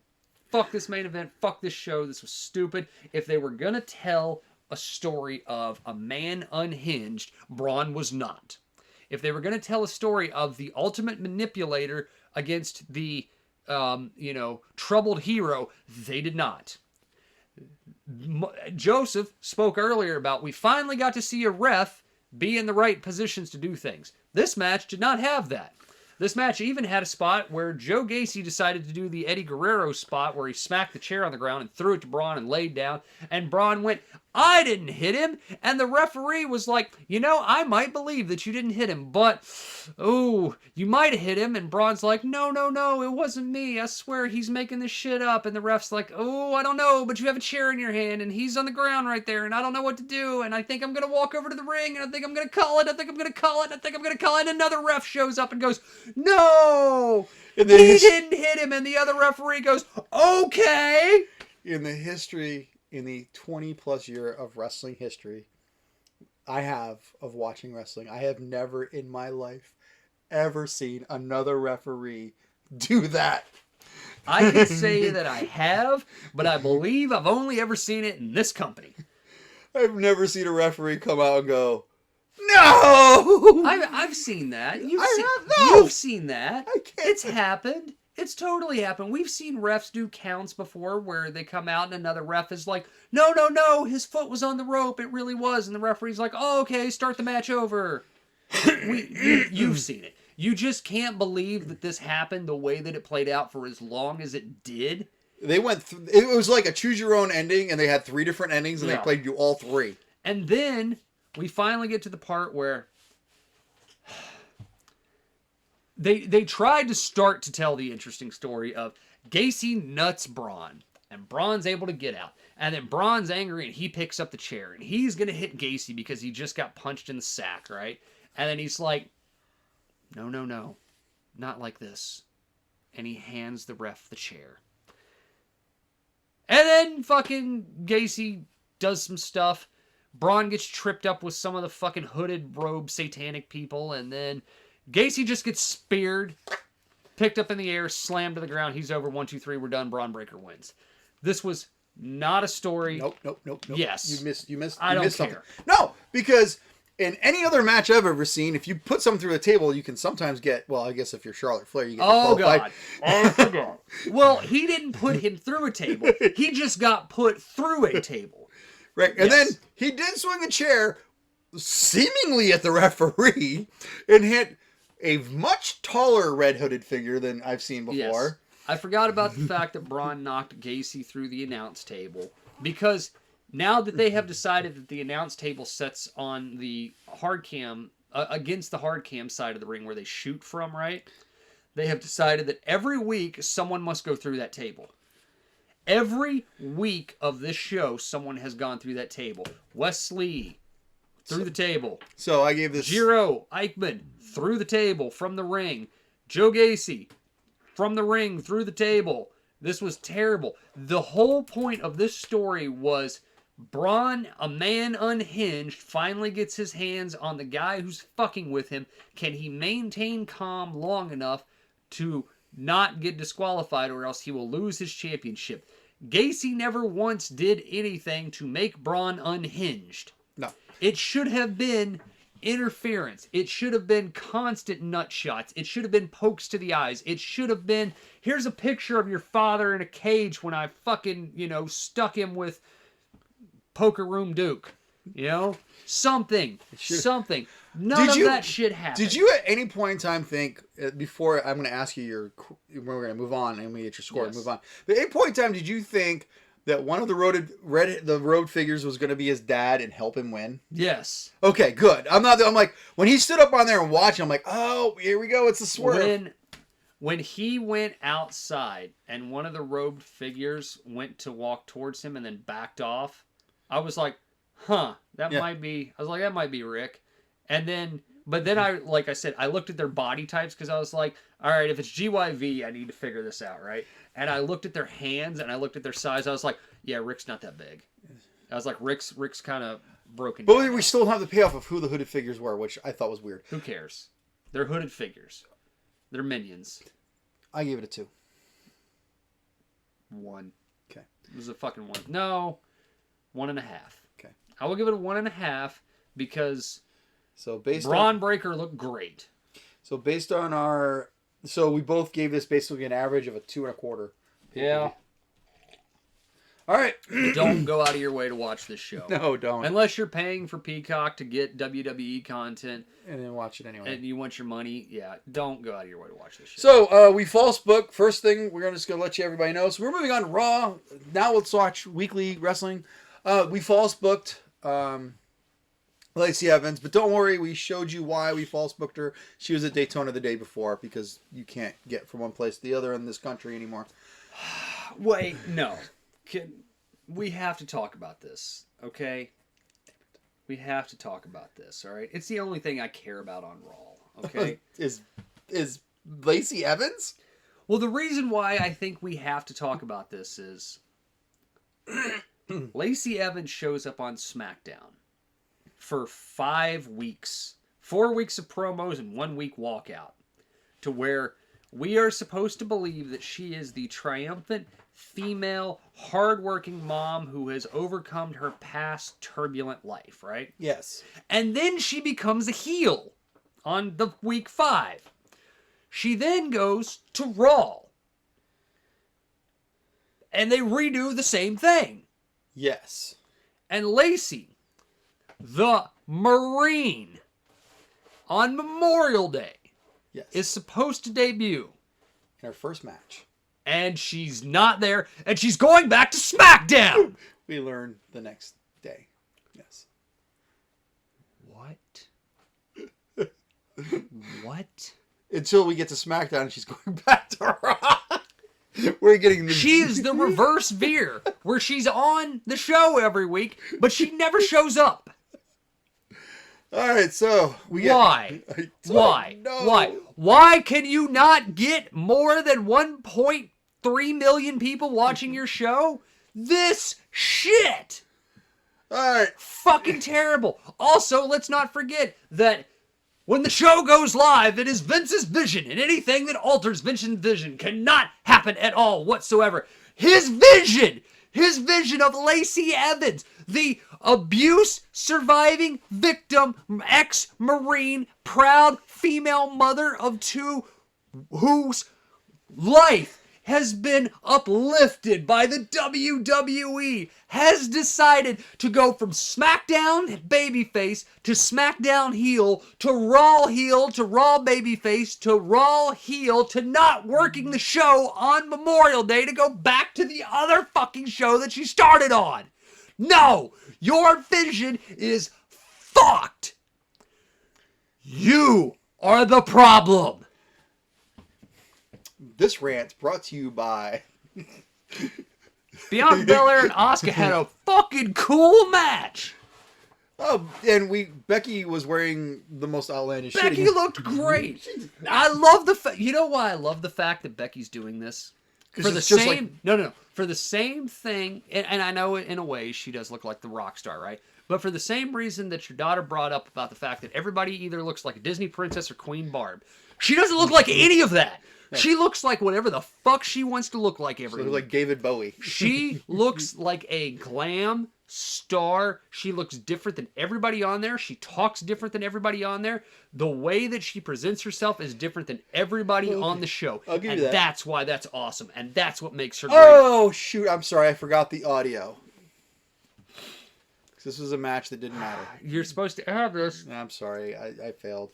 In order to have a match against the champ for the championship belt, you have to have a match against the champ and beat the champ in order to do that, and that makes no sense. Thank you, Becky.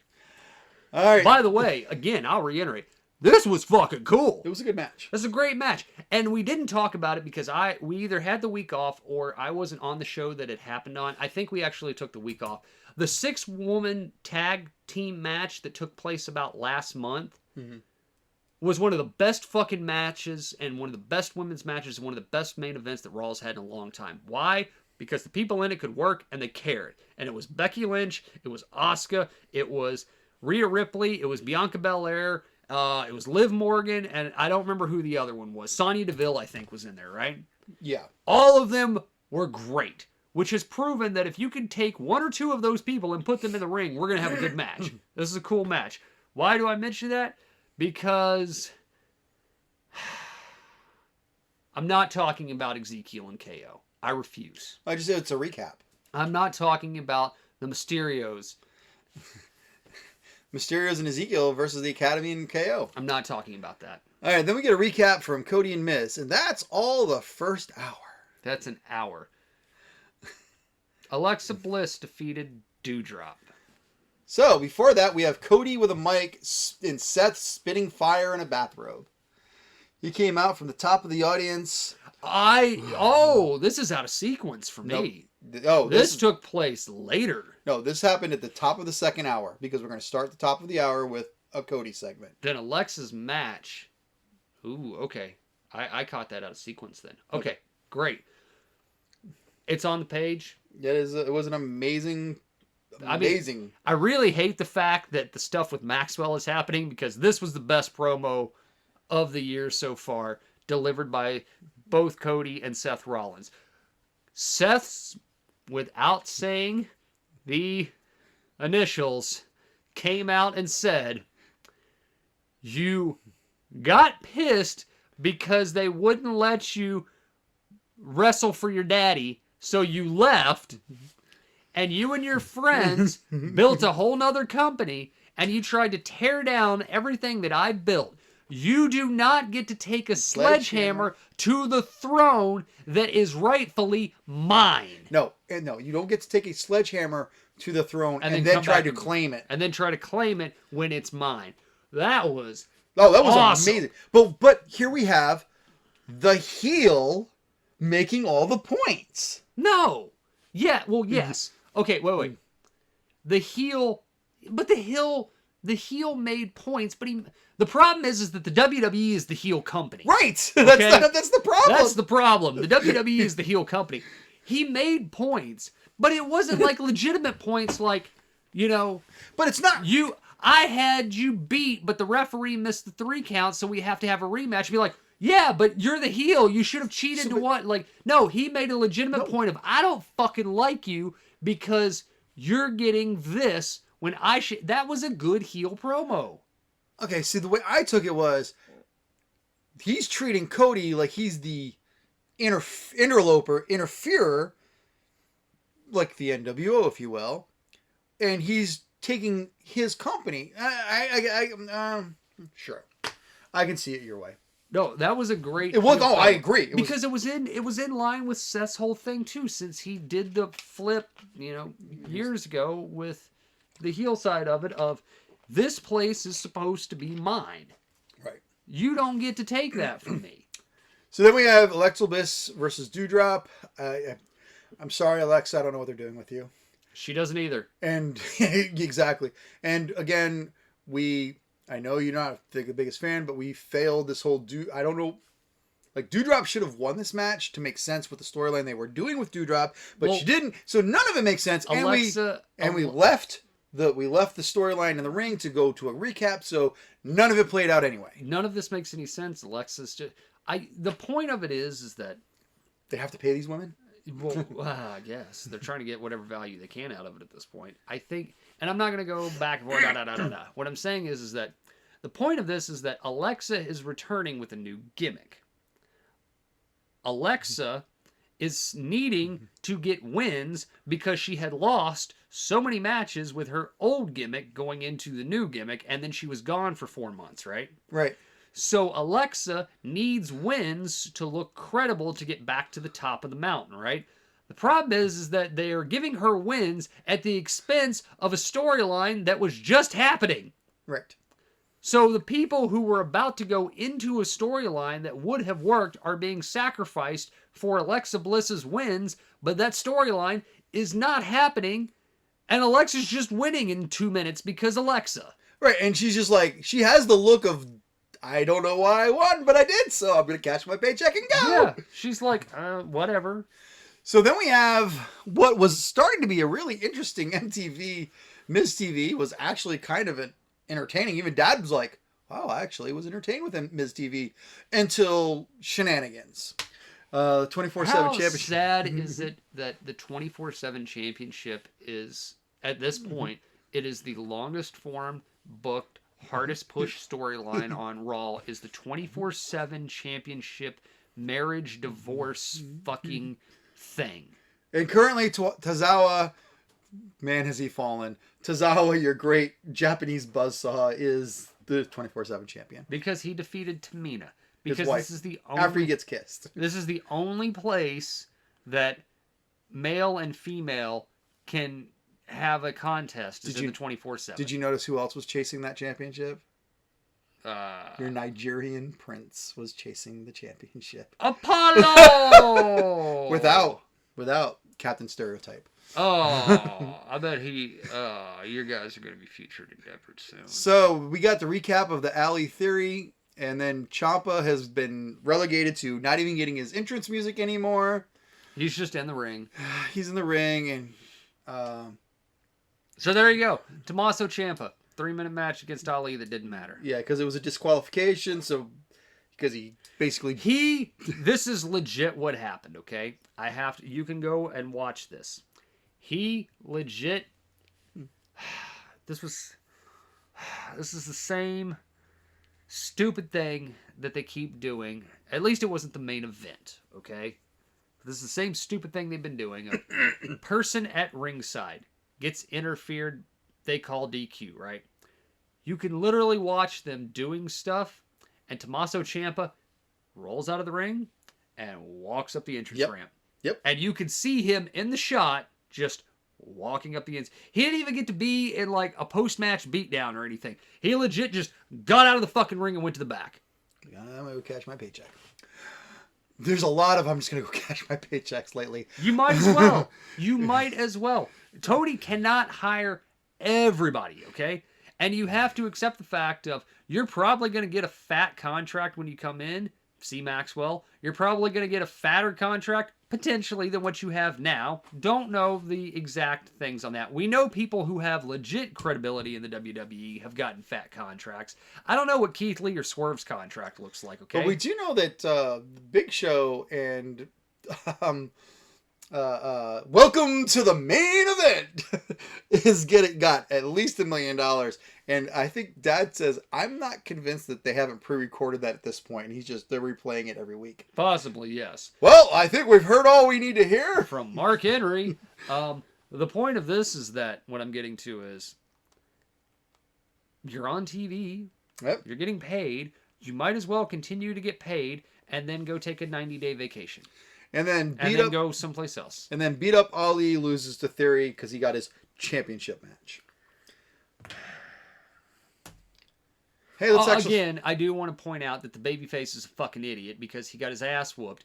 And then Theory said, we're not going to have this match at Hell in a Cell. You're going to have your championship match right now.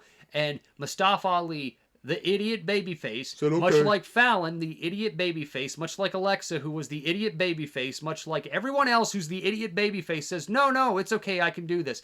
And instead of giving people the feel-good moment of the triumph and perseverance of the injured babyface overcoming all the odds and beating the heel, nope, he fucking lost. Because he's an idiot. Because he was so beat up, he couldn't win the match. So I'm enjoying Serious Riddle. And Riddle Nakamura is growing on me as a team. And they had a great match against the Usos because 4 talented people in a ring equals a talented wrestling match. Usually. And that Shinsuke looked good. This is the first match in a long time I've seen Shinsuke look good. It's the first time it's the first time in 7-8 months, and I know he was gone for 4 of those that I just talked about, where he hit the fucking Kinshasa and it actually looked like he kicked the guy for once. This is the first time in 3 years I've been like, oh, he remembers how to wrestle. Then we got a recap of the club and No Judgment Day, or House of Blank, which you wanted to talk about. We're calling them House of Blank from now on. House of Blank. House of Blank. We got to see that again. Stupid. And then we got to watch a recap of what happened 30 minutes ago. Because we have to pad the clock. And then we got an interview with Ali. No, we don't. It's a beatdown by Theory because we just haven't beaten him up enough. Because the beatdown must continue. Even though he did not win the championship, the beatdown must continue. Because he must prove to Vince McMahon that he can whoop the shit out of the guy who said, fuck this company, I want to go home. So this is why he gets this was all set up that Ali gets a rematch at Hell in a Cell again. Why? He just got his ass beat 4 times in 30 minutes. Because he was injured. This is going to come out fresh. Then we got, hey, remember how you were excited about not having to watch Liv Morgan and Rhea Ripley wrestle anymore? Look, they wrestled again. But this time Liv won.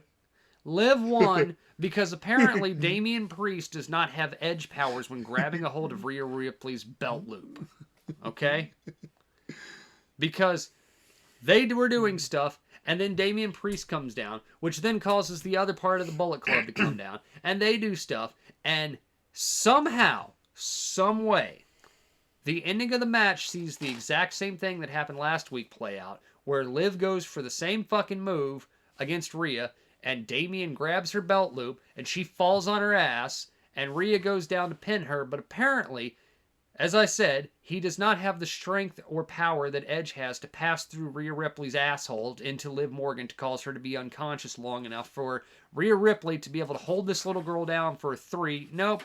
Liv Morgan, because I guess it's an off month.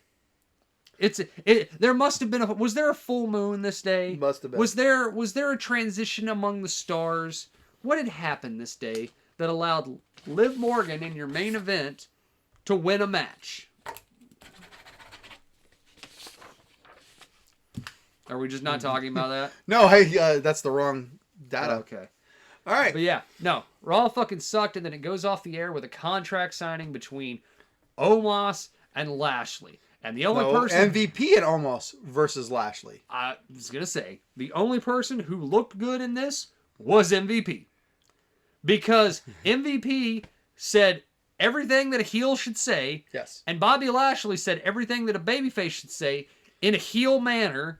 And then Omos got mad and destroyed everything. So are we to believe that the most important main event going into Hell in a Cell is MVP and Omos versus Lashley? And here's the problem. I agree wholeheartedly with MVP. Yes! I agree that he made Lashley. He did. I agree that he had nothing. You.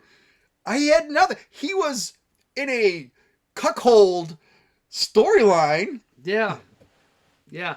He was this close to chasing the 24/7. Era exists because of me. Yes. I agree. And Cedric is just trying very hard.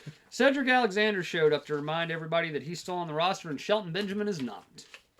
That's because Shelton's chasing the 24, I thought. Oh yes, he is. He is. All right, so we're gonna recap Drew Day versus the Brawling Brutes. I don't care at all about SmackDown. SmackDown was a terrible show. You know what? Just go watch our review of last week's show, and that's what SmackDown was this week again. It was almost the exact same show. It was. So, but I'm gonna run through some things real quick though. Okay. So, Fight Night wrestled Drew Day again. Again! A fucking again! Did we not cap off this motherfucking storyline last fucking week when they were the main fucking event? Nope, they're jerking the fucking curtain again because of this. Why? Why? Why? Why? Explain it to me now. Why? Can't. Why is Drew Day and fucking the Brawling fucking Brutes still happening? I can't tell you why.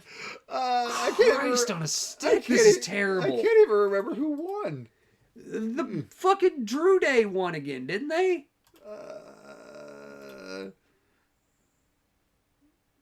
No. The Brawling Brutes won this one. Oh, that's how fucking changeable all this stupidness is. So what's not written on here is because it's worth telling you that the dark match was Sangha versus Wes Lee. You know, the people that are friends with each other. People who are buddies on NXT. Well, you know why? I forgot to mention it. Because Wes Lee took the most fucking coolest bump I've ever seen where Sangha lawn darted this motherfucker through the middle rope, and I thought he killed Wes Lee.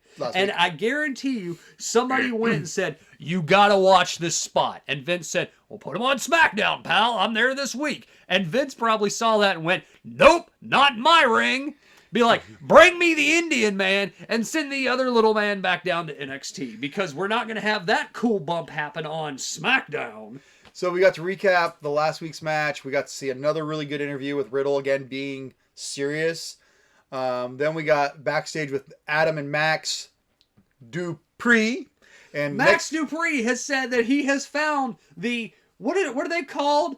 Fucking male maximum male models or whatever it is. Who do you think it's going to be? Who fucking cares? Do you know what the big rumor right now is? Cesaro. I have heard that Cesaro might have re-signed, yes. Which will be fine.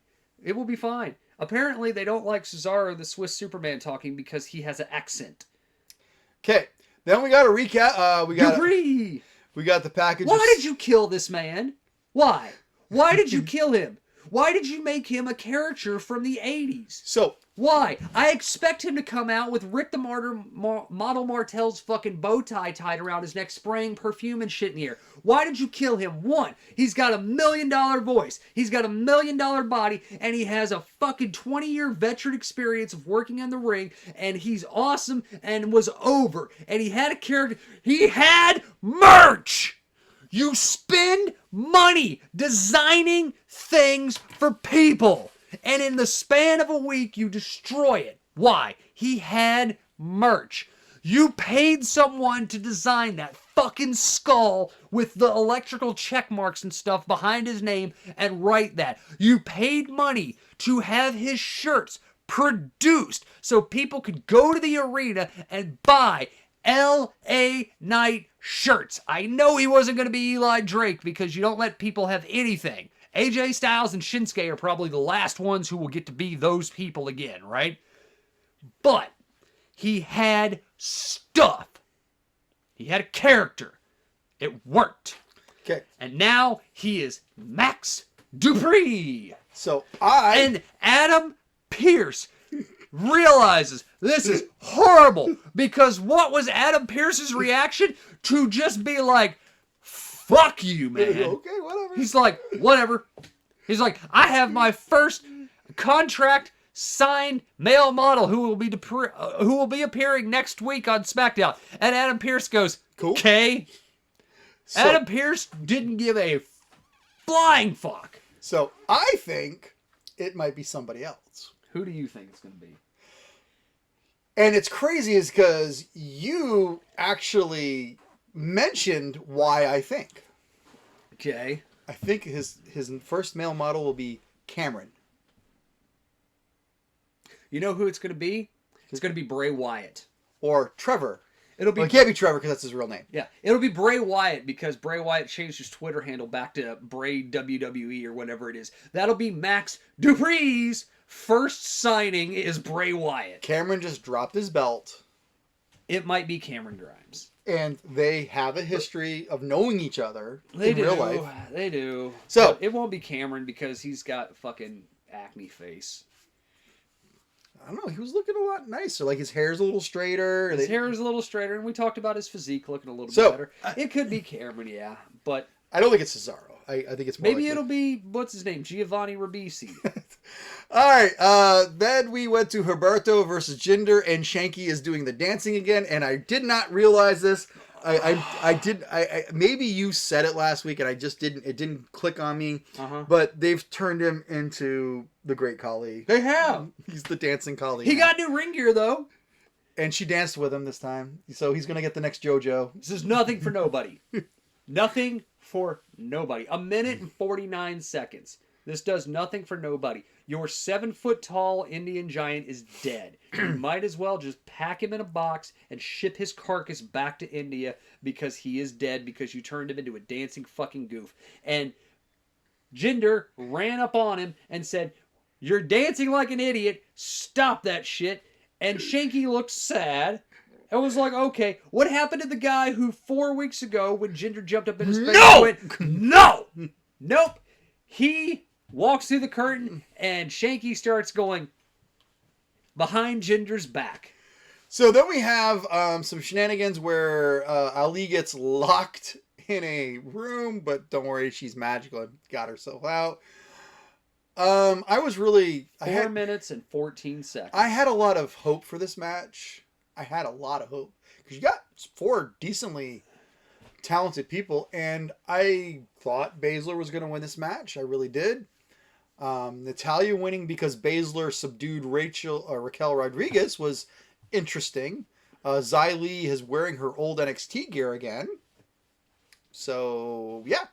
And that was that. And then we get Happy Corbin No, that's not right. Sorry, Madcap Moss arrives in an ambulance because that's how he left, and that's how you get to the arena nowadays. And what happens? He showed up in Goldberg's attire. Yes, he did. And now we get a package that Lacey Evans is coming back to SmackDown. I already talked about it.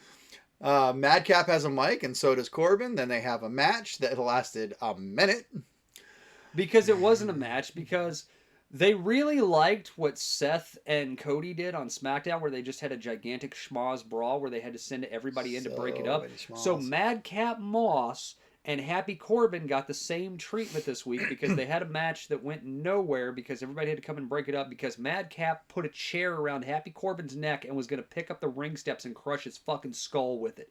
That was cool. What did we say? I was like, man, Madcap could be somebody if he just dropped the gimmick. You know, the problem, though, that I said is that the gimmick is what's gotten him over, so if they drop it, I don't know what to do with him. What did they do? They just put him in a black outfit and made him angry. I was right and wrong at the same time of changing his gimmick made him worse, but changing his gimmick is what needed to happen to make him better, but changing his gimmick is what has now de-endeared him to the fans because now he's just angry. We'll find out tonight. Then we get some backstage with the Usos, talk about how great they are. We got Adam Pearce and Corbin talking. Don't care. And then we have the match that should take place at the pay-per-view tonight. The match that should be going on probably right now. Probably is. Should have. Why? Because we have to give this away before anything. Fuck this show. It sucked. I hated it. Okay, so moving on. So. Oh, are we not predicting the show now? We are. We're gonna do it at the end. Oh, okay. Sorry. Well, the reason I wanted to talk about that is... okay. You want to just jump to that and I'll go back? Yeah, sure. Jump to that, we'll go back. All right. Because, there's something we have to talk about something because I need to talk about that. Are you talking about the 666? What? No. Oh. Actually, it doesn't make any sense because the pay-per-view is not on the 6th. So, apparently Bray Wyatt changed his Twitter handle to make it equal all sixes. And so they're thinking he's going to show up tomorrow on Raw or show up at the Hell in a Cell pay-per-view tonight. Hell Satan. I don't know. Fucking whatever, dude. So we got the Ali versus Theory match. Okie-dokie. I kind of want to say Theory because they don't give a fuck about Mustafa Ali. But getting the U.S. Championship belt off of Theory allows him to go up to a bigger spot, but he's been the only one to wrestle Cody aside from Rollins and Miz, and that puts him at a higher elevated spot, but I don't think Theory's losing the belt. Theory. So, and they've proven that babyfaces cannot get their, moment in the sun and the heel get their comeuppance on the show anymore at all when it makes sense when they book it for 6 months to look that way and then it just never happens. And then it just randomly happens 3 months later in like a 2-minute squash match. No, it's going to be a roll-up. It's going to be Theory because Theory is Vince McMahon's golden child. And legitimately now, apparently. So, yeah, I agree, Theory. And then we got... Vince caught him in the shower and was like, you remind me of Sean. Ezekiel versus KO. Soap your ass. Yeah. This is going to Ezekiel. I know you don't care. Is KO going to finally win this? Right. Or is a digitally enhanced version of Elias going to come out? You know what? I think Ezekiel will win this because there will be some archival footage played of Elias or Ezekiel with a fake beard taped to him on the Jumbotron that will distract KO, which will then prevent Elias to get a roll-up on KO. Aren't you happy you had a match with Stone Cold Steve Austin at WrestleMania in the main event? Because that will be the highest your career will ever go again. You are never going to get there again. So you said Ezekiel? You reached the mountaintop, and then you were quickly pummeled back down to the bottom. So you're going with Ezekiel? I'm going with Ezekiel. All right. You know what? They ain't fucking wrong about this show, is they? The reason we don't book this shit good is because we don't consider Hell in a Cell a premium event, as it were. They ain't wrong. They booked this show to not be a premium event, didn't they? Corbin, all right, and then Corbin versus... If Madcap does not win this, I'm just going to blow my fucking brains on the deck, okay? Because I am so tired of this story. Madcap fucking Moss. Also, Madcap could be a star. He could absolutely be a star. He looks the part. He works the part. They have adjusted some of the things about him. Madcap better get his comeuppance. All right, and then we got MVP versus the other guys. I think they've righted their mistake of having their giant lose, but again, this is dumb because Bobby's 2-on-1 in a handicap match. So Bobby should lose. Bobby should win because he's the baby face overcoming the adversity of the heels. And this should be done by now. But no, this is fine. This can keep going on. It's interesting. I'm picking Omos. Omos and MVP. You do too? Yeah. So we are 100% agreeing with each other on these. I think the whole point of the storyline is the fact that Omos lost. He almost won. Okay. Then we got, what are we calling these now? House of Blank? House of Blank. House of Bland. That's what it should be, the House of Bland. House of Bland versus the Club. House of Bland will win because they'll debut a new member. Oh, interesting. They have to. They have to. They've been teasing it for far too long. Ow. So we're gonna do exactly what Double or Nothing did and bring a new member out. And on top of that, Liv already had her win for this month. She got it early in the month. She cannot win again for the rest of the month. I'm going with House. I'm going with the Club. Any takers on who the new member might be? Any predictions? Bray Wyatt? Shane McMahon. All right. And then in your co-main event... Bianca. Oh, by the way, have you noticed that these are all Raw matches? Except for the Madcap match. These are all Raw matches. Yep. Which just goes to show how little they think of SmackDown or what their roster has to offer. All right. Bianca, because they want to save Bianca and Becky for a singles match at SummerSlam, so that way they can have the 27-second revamp section. Asuka's there to take the pin, which makes me super sad. Because Asuka's looked really I agree, good. 100%. Except for Asuka's character. Asuka has looked great. Asuka's character is shite. Okay, and let's go to the main event, which... I don't have the breaking news because I found out about this like way too late. We have an injured Cody Rhodes. Potentially. Because the Saturday event, they announced that Cody is injured and he will not be in the main event. He is replaced by Drew Day McIntyre, okay? But then Cody comes out at the end of the match to beat up Seth. How injured is he? I don't know. Maybe he should talk to Maxwell and see how he feels. The main event is the most important thing that we can ever put on the show, and anybody who fucks with my main event will feel my wrath. However, though, I'm going to false fucking book this and say Cody Rhodes is injured, but send him out. No, but the statement also said, but he will work Hell in the Cell. He's so hurt that he can't work tonight. He can, which goes to show, why have a fucking Hell in a Cell match? Why? Well, if I tell you, Joseph, let me ask you a question, okay? You spent most of your life on a submarine, right? Yes, I did. Okay, I work on these things, right? You know, I know it's a little bit different, but what happens when your body hits steel? Oh, it hurts. It hurts, right? Oh, what happens to the steel? It doesn't go anywhere. What is the phrase that JR has? The unforgiving steel, right? Now, I know this is at work, but if another human being throws you, suplexes you, or launches you into steel, and we're not on the big steel blue bars like we used to anymore. We have a nice kind of mesh cage with a little bit of give to it, right? With some aluminum. A little bit in there, right? Yeah, okay. But you're still going to get hurt. Yes. You might not be injured, but you might be hurt. Yes. Okay? So if you have someone who's hurt, that he can't work the main event, even if the motherfucker had food poisoning and was shitting his drippers all over the back, right? Yeah, just drip shitting everywhere, right? Drippers. His drippers, man. That's what I'm saying. He was just dripping in his diapers, right? Just you've had those drip shits where just like it just kind of. I'm with it. Yeah, all right. Even if he has that, you're gonna still send him out there, and then the next night tell him, hey, you probably feel like shit right now because you're injured or your drippers are dripping or something, right? Okay? But I want you to go out there and let Seth throw you into a fucking steel cage for 20 minutes, okay? No. No. Okay. No. There is no... In this, I am sorry, okay?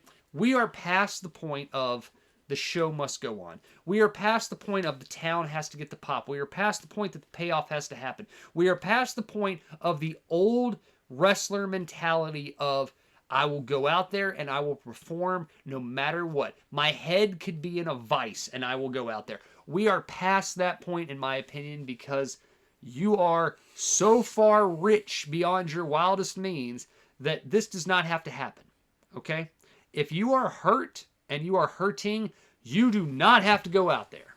Yes, he does. No, he doesn't. Yes, he does. He has to go out there because he has to replace Roman Reigns, who decided he didn't want to work anymore. Yes. Sorry, Roman. Love you, bud. But you acknowledge your tribal chief. I acknowledge my tribal chief, and I acknowledge that he's a fucking genius for getting that payday, right? But that is my point. If you're hurt, fuck that old man. You do not have to go out there for him if you're hurt. If you are wanting to get... And if you're not hurt, and he just false fucking booked a main event... At a house show... It doesn't matter. They made the statement, not me. Understand. So, if you're Cody Rhodes and you're hurt, you are going to do the main event of the pay-per-view you're supposed to if you want to get any traction with this company that you're getting your second chance from. Then you're going to lose the match very grandiosely so that you can go fix yourself. No. So, why have the match and risk being hurt even more if you are hurt? Seth is winning this match, and Cody's going to go away for a little bit. No. Cody's never hurt. That was false booked bullshit. Cody wins this match. Because it's the rubber match. Okay. Cody was never hurt. They false booked it. MJF has got traction. There's two matches where we don't agree on. So we'll see how that all works. Because right now, the pay-per-view has been going on for 2.5 hours. It was like forever. All right. Hold on to that one. All right. So, let's go back and talk about AEW now. All right. So, FTR and Punk come out against Gun Club and Max Caster and have an amazing match. I don't remember seeing Punk get hurt in this match, but apparently he broke his foot. Talk about that in a minute. Yes. Only because it's filmed on the same night. Yeah. FTR looked amazing and proved that they are in fact great. They had a great little after-match thing where Punk said that I've never done drugs, but I wonder if this is what it feels like. And then he goes, I've done a lot of drugs, and this is exactly what it feels like. It's pretty good. Yeah, that was pretty good. Now, the question I have to ask is FTR just baby faces now? They are. Okay. Ish. So, because we had this discussion a while back, they're heels. They are, but they're not. They are when they need. Whoa! What happened there? The thing, yeah. So they're just baby faces now, right? They until they get with Punk until they get to Ring of Honor and start beating people up again. Because remember, they're the Ring of Honor champions. Okay, but guess. still, that's well. They're heels. Yes, they do heel shit. Yes, but they're doing babyface shit, and they have been doing babyface shit for the last 2 weeks. They're babyfaces now. And then we get this reveal that FTR Punk's like, just tell me who my next opponent is, and it's revealed to be Tanahashi, which not Okada, not Kenta, not Naito, not Naito, Tanahashi, which is fine. Yeah, Tanahashi's a fine replacement. Oh, absolutely. I assume because of the report about Okada having a child, I believe. That is why Okada is not being booked for the show. Right. Okada will be fighting Switchblade for the belt. Mm-hmm. I think what is that? The Dominion. Dominion. Thank you, Dominion. Which we're going to talk about here in a little bit. All right, so that's interesting. I think it's a fine replacement. It's just not what everybody wanted. That's the problem. We're getting to. This is the thing with wrestling that has always bugged me in a way. Okay, I understand. Like, what's a good setup for this? Okay, no idea what you're gonna say. Dream matches. You only get so many dream matches and windows for dream matches, okay? Yes, before the GSP and Anderson Silva dream match never happened, right? You know, what's something recent like Tyson Fury and Joshua, right? You know, we're not gonna get that match probably, right? Unless they offer Tyson a fuck ton of money, which they will, right? They'll absolutely offer him a ton of money to have that fight if they can ever. Boxing's a whole nother mess to get into, but if you have the chance to do it. And they both want to do it, why don't you get Okada and Punk? We'll answer that question in a second, potentially. I felt really bad for Tanahashi here, too, by the way, because he just got announced to have a match against the AEW World Champion for their Forbidden Door pay-per-view. We might order that pay-per-view. Okay. And then we find out... And then we find out... 2 hours later. 2 hours later. Yeah, we'll find out what happens. Tanahashi might be on his way back to Japan. Yes. So then MJF gets his promo. He comes out.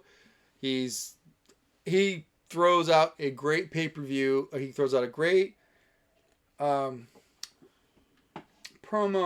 And then it kept going. And then it kept going. And then he said things that I loved. He said things that made a lot of sense. But 9 minutes later, they finally cut his mic. Because he started dropping F-bombs. Apparently, only if you're Jon Moxley do you get to say fuck on AEW. Right. And so, Max, you have to become an addict and go to rehab and come back before they'll let you say fuck on TV. And apparently, he dropped the Jacob for this promo. And then we completely ignore that MJF exists. And we'll get to that again. So then Johnny Elite has an open challenge to anyone who works for the company. And then the Redeemer is back. And he kills Johnny Elite. You know what? At least he looked like a badass. Yes, At least he did. He no longer Miro, you motherfucker. Listen to me for a second, okay? You have been booked as the most legitimate, dominant fucking dude in 2 companies now, okay? Don't screw it up this time. Stop screwing it up. Stop it. Stop talking about your video games. Stop talking about God's favorite fucking wrestler. Stop talking about all this other crap that you're going on. Stop talking about your fucking busted ass wife, okay? And just be a monster. Okay. Be fucking Hercules, okay? So, Miro, now if I could talk to you, the Redeemer stuff is great, but never bring your wife on TV again. Everything he said, minus the Redeemer stuff, because I do like that character development. It works for you with what you're doing. But please leave the wife at home. All right. Then we get a recap of Double or Nothing, and then we bring out everybody. And, you know, there was one promo and one recap, and everything else happened in the ring in that first hour. And yeah. Wow. Yeah. Wow. And then, so what should be noted is after MJF finished his promo and it went to dark, apparently CM Punk hobbled with one shoe on, which we know why now, to the ring to try to get him out of the ring and talk him off the ledge, and MJF went through the crowd. So that video is all over the internet. Yeah. And then we get to the second hour, so we go backstage with the Hardy Boys. And Jeff, we lost to everybody. We lost to everybody.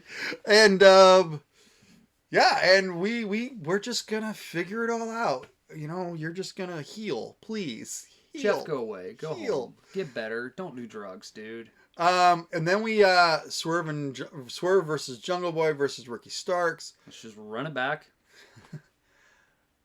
Great. Oh wait. Shit. This is the... Oh, that happened. This all happened last week. Somehow I didn't update hour 2. Boy, do I suck. this was... So, in the second hour, you had... I can't believe I fucked up one slide. Wait a minute. Oh, wait, yeah, you are right. You are right. Okay. That's right.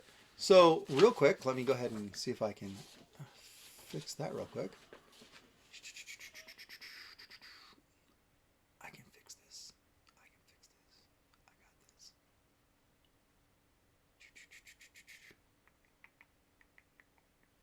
I got this. Oh, okay. That's what happened.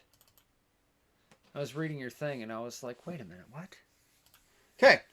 Here it is. So, there we go. So, we get the recap of the Lethal beating up Joe after Double or Nothing, because you needed to know about that. And then we got this huge 10-person tag match, who I did not feel like putting all of the people in this match. I don't know why. I didn't see this. I did not see this at all. So, basically, it was all of the peoples from last night, but we had to replace... we had to replace somebody with Julio had to come out because Adam Cole was hurt. And we put Darby Allin in there because Jeff Hardy was hurt. So basically it was Bobby Fish. So no, he's not injured. Bobby Fish, Julio, Kyle O'Reilly, Matt Jackson, and Nick Jackson, who are in their hometown of California, versus Christian Cage, Darby Allin, Jungle Boy, Luchasaurus. Because California is not home to 65 other million Matt people. Hardy.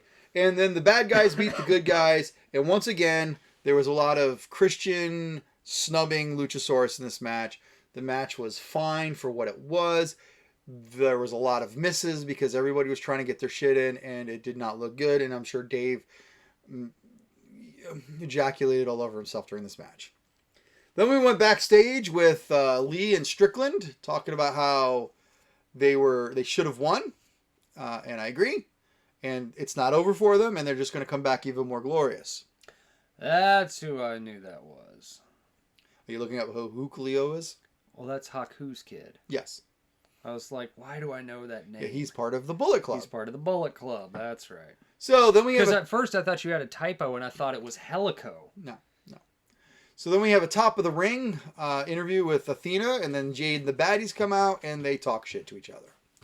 Then we have Wardlow beat up J.D. Drake, his first challenger as a... Who the fuck is J.D. Drake? How is this guy on the show? How is this guy on the show? You've seen him. No, I know that. But, like, the joke that someone had about, who was it, wrestling Ken Owens' brother, older brother, Dave Owens, or whatever his name is, right? Who is this fucking guy? He's on every show. He never wins. He's enhancement talent, but he's in your second hour, mid-credit, every fucking show. Who is this guy? He knows somebody. Who did he fuck? Or who did he catch fucking that got him a job? So then Wardlow is served. It's like watching your granddad's buddy wrestle. So Wardlow is then served by Sterling for all of the different people he's beaten up. I think this is kind of funny. But, it works. Then we will go backstage with America's Top Team talking crap to Dante Martin. And Dante Martin, again, is one of those... He's like... He speaks a little better than Jungle Boy, and Dante Martin is going to be a star. Then we have Baker and Hayter versus Soho and Storm. Which... Soho got her win. Yay. Yeah. Much like Liv Morgan, that's your one of the month. Apparently it came in the first week of the month. And then Moxley and Garcia. I didn't care at this point with this match. I don't care with Moxley and Garcia. Okay. There's a spot in this that I have to talk about that I know is making its rounds on the interwebs, okay? But it's the spot where Moxley's busted open and he's sitting on top of the ring apron and Garcia jumps up and starts biting Mox in the head. Okay? And they're like, rah, rah, rah, rah, right? The reason I have to talk about this is that Moxley sold this the same way that the female wrestlers sell when they're on the apron and they don't know what to do and they just over-exaggerate everything and they just sit and stand there and wait for their next spot to happen. That's what this looked like. It looked terrible. So that way Garcia could come up and spit blood. You're literally spitting the blood of an addict. Okay? So, no. No, he's an alcoholic, not an addict. Is alcoholism not an addiction? It is. It is. I don't know what else he does. I don't know what fucking Renee has got. Okay? The point that I'm getting to with this is that Jon Moxley had to bleed again so he could have a shitty bleeding spot with another guy again where he had to over-exaggerate, oversell, over-no-sell the fact that he was bleeding again so that way he could win and then no-sell it again. You know, I get that he's supposed to be Bruiser Brody. I get that he's supposed to be Terry Funk. I get that he's supposed to be this modern incarnation of this thing, right? You know? I just wish that Moxley would fucking learn to do better. Yep. Because he is so much better than this. So here's my question. So here's the only question. He's going to end up looking like Abby. Yes. So here's the question that comes from this. So Moxley agrees to Blood and Guts. That's what they're going to do, War Games. Of course. So they're going to do War Games, which is going to be on free TV in a couple weeks. And so Moxley agrees. So does Daniel Bryan hold out? Daniel Bryan might be injured. Probably because he got his legs stuck in the entrance ramp for 15 and a half minutes, and I thought they were going to have to cut Daniel Bryan's leg off. Yeah. So, does Daniel Bryan hold out, or is he just... we'll see what happens. Daniel Bryan will become a talking point. I would say that Wheeler Yuta would take over, but he's busy doing... New Japan stuff. New Japan stuff. All right. That actually might make sense if Yuta comes in and takes Bryan's spot. All right, because everybody's on top of this. Everybody's for this match except for Daniel Bryan, who didn't like the whole pouring gasoline on himself. Because, you know, who wants to be set on fire except for Bray Wyatt? Yeah. They're like, hey, man, I saw what happened to Randy and Bray. I do not have earth rejuvenating powers. All right, so. It's a work. Okay, so here's a fucking work. So here's some points. Fuck you, Tony Khan. So, first, he no-shows the meet and greet. That smells like shoot to me. Already talked about it. Yeah? Okay. No, I'm just going... It's not a shoot. That should go under work. You think that's a work? Yeah, he no-shows the meet and greet. To me, this is... Everything goes under work. Okay, well, I disagree. So except for... Well, okay. So, there's reports of the plane ticket being sold. I think that's 100% a work. I don't think there was actually a plane ticket ever being bought. No. Okay. Then... The things he said on Dynamite sounded very shootish. Are you talking about this week? Yeah, this week. The work. All friends. The things he said. No one. Okay. Let's revamp back just a second, okay?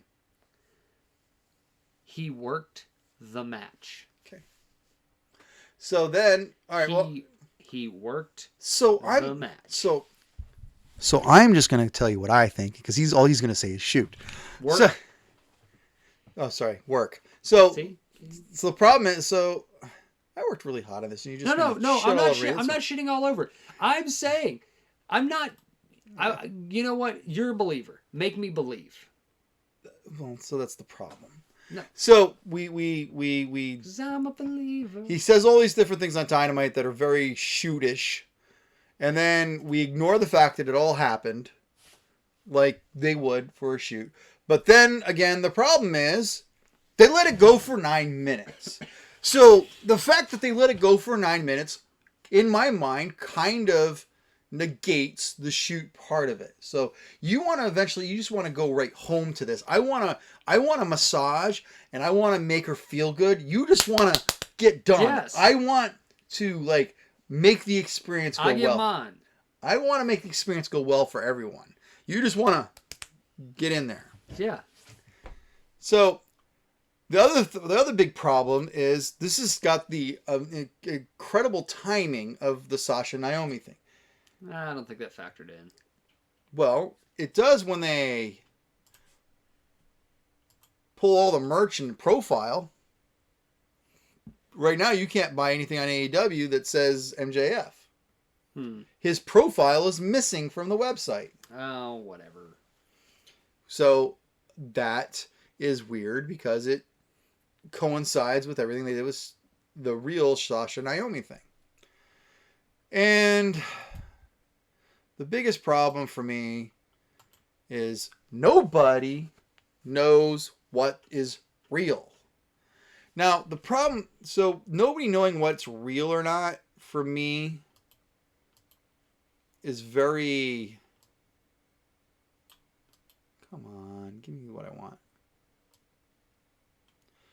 The problem is, I put this really right here in the middle. Nobody knows what's real. You trying to find MJF on the website? Oh, I know he's not on the website. I was trying to see if they actually did pull his merch. Everything except for the DVDs. Did he have fucking merch anyway? Yes, he had shirts. You could buy his thing too. Oh, that thing. His cool thing. So scarf. I really don't know which side this one goes on. I don't feel like everybody could keep the secret. No, that's a shoot. That nobody knows what's real. It's a worked shoot. So it's the most important. It's the most interesting, important thing that is currently happening right now because it's real, but it's a shoot. It's a shoot that's a work, and I will tell you exactly why that is all a work. Okay, and it's a fuck you work too. Okay, he no-showed the meet and greet. Okay, yes. But he's seen. Mm-hmm. If I'm a fan, I'm pissed. If I paid for one of those tickets, I'm pissed. If I'm the talent who said that they weren't told that this was happening because Tony Khan swore that he would never work the boys. Yes. Which... That's the thing. It's Max, though. I wanted to put that on there, but I really couldn't decide which side it was going to They haven't pulled the trailers for his fucking carpool karaoke. No, and they're playing them. Yeah. They haven't pulled that. So, here's the... So, I'm going to tell you... I'm giving the rundown for it. And I'll tell you again why. He worked the match. So I asked Dad. Yeah. I says, do you think this is a work or a shoot? I said, because me and Mike are going to talk about this. And he goes, well, Mike's going to tell you it's all a work, and he's right. Should have him on the show. He doesn't want to. I've tried. I curse too much. I can refrain. I know you could. He was off camera, but here's the draft that went nowhere. Here's the problem. Who won that, by the way? Shut up. Here's the work. That was a work right there. That was a work draft. So did this start as a shoot and become a work? No. Him and Tony Khan sat down and talked this shit out because you're talking about the timing of Sasha and Naomi. They left. They went home and they were told, "You're not coming back until we figure this out." I don't know if this. The whole reason, as far as I understand right now, they are not. Their contracts are not frozen, like that, like Lacey, like the pregnancy frozen kind of thing. So they are suspended indefinitely without pay. Right? Maxwell worked the show. So that's now the only thing. Now, if he had just worked the show and left, I would have said, "Man, this is all a shoot," right? But then he got to cut the promo. He got to cut the promo. The 9-minute best promo of the year, where he got to say the allotted shit phrase as much as they could this week. And then they made sure to have the censor bars in place so that way when he told Tony Khan that he was a fucking motherfucking piece of fucking shit, you fucking dirtbag motherfucker, that they could bleep it. Because they didn't bleep Jon Moxley because they didn't know that he was going to tell that guy to shut the fuck up when he came back for the first time, right? Mm-hmm. That is all work. Now, if MJF no-showed the meet and greet as a shoot and then had a powwow with Tony Khan, that's fine. But that's all a work. And if it is a work, it's a fuck you to Tony Khan because you said you wouldn't work the fans like that, and you did. You lied to them. You said you weren't work the boys, and they're pissed off because you're working the boys. And it's for MJF. Now, I thoroughly believe MJF is not happy with his contract. Do you think he's been paid more by at this point? I would not be surprised if he has been paid more. Mm-hmm. So, and is getting it. I would not be surprised if MJF has gotten a bump. Because the other thing that he has to realize, and Jericho said it, and I don't think Max is dumb enough for this. You know, is Max making $3 million a year like Cody is right now? Probably not. No, probably not. You know, and if anybody, like I said, if anybody is going to make that money, you're going to have to go to Vince. You know, and Vince is going to have to pay him that, and Vince probably will. But wait, hold on, I'm getting there. Okay. Vince will probably pay him that. Okay, Vince will probably give him $3 million a year to be there. Okay, for the next 5 years. But he is not dumb enough to realize that if he goes there, he might end up chasing the 24/7 champion and being told to get the fucking line. He's not going to be able to talk like that. He's not going to be that. And he's not going to be MJF. Okay, that was my question. Can MJF... Unless Cody is legit the testing rod blueprint to say, we have to change this. Cody's working. Maybe we should let guys be themselves. And if we hire a guy from another company who's over for a reason, maybe we should let that reason play out on our television because then we will still their 900,000 viewers a week, or at least some of them, back to our side of the program. Because let's talk about it, as we have before. The 600,000 people that watch AEW are also 600,000 people who watch Raw and SmackDown. Yes. The other 300,000 are probably the people who only watch AEW, okay? And the other million are the only people who only watch Raw, okay? Because there are loyalties for some weird reason. If they want to steal that 300 to 400,000 extra demo that they want to get, they cannot present Maxwell Jacob Freeman as Tom Sawyer fuckhead. They cannot do that. John Dupree. They cannot. He cannot be a male model. Okay? He has to be MJF. And if he gets that deal, great for him. And it all looks the better. And then that's good. But there is nobody in WWE that's got the quality of, besides the Miz, maybe, that currently in the company could go with him. I mean, MVP could. They had a guy. They just turned him, as we said, into Max Dupree. MVP could, but what's MVP gonna do? MVP could outtalk. That's the thing is, he would be, if they let him be that, he would be the number one. Seth, maybe. Seth could talk. Okay, Seth. I shit on KO, but KO could talk, but also fuck KO because he can't talk because all he does is he cuts the same promo every week. You know? But there's nobody that can verbally outskill him, and that's his selling point. His selling point is he's got the best mouth in the business right now. So as we move over to our closing thoughts, and it's all a work because they let it play out on TV. Okay, I think MJF goes away for a little while. He's probably hurt. I think he's just going to go away for a little while to sell this. Because you got to try to sell all of Maybe this. he will sell it. Maybe that was part of their deal. Hey, I'm going to go away, but you're going to fucking pay me more money. Right. And here, the other thing that bothers me with this whole thing is everything he said was 100% accurate in his promo. Was it? The all friends wrestling line, I'm the number one demographic in this company. You know, those things, those points I'm talking about. He ain't wrong. Every time he gets on TV, their ratings spike. Right. And the only person who spikes their ratings harder was Punk. Right.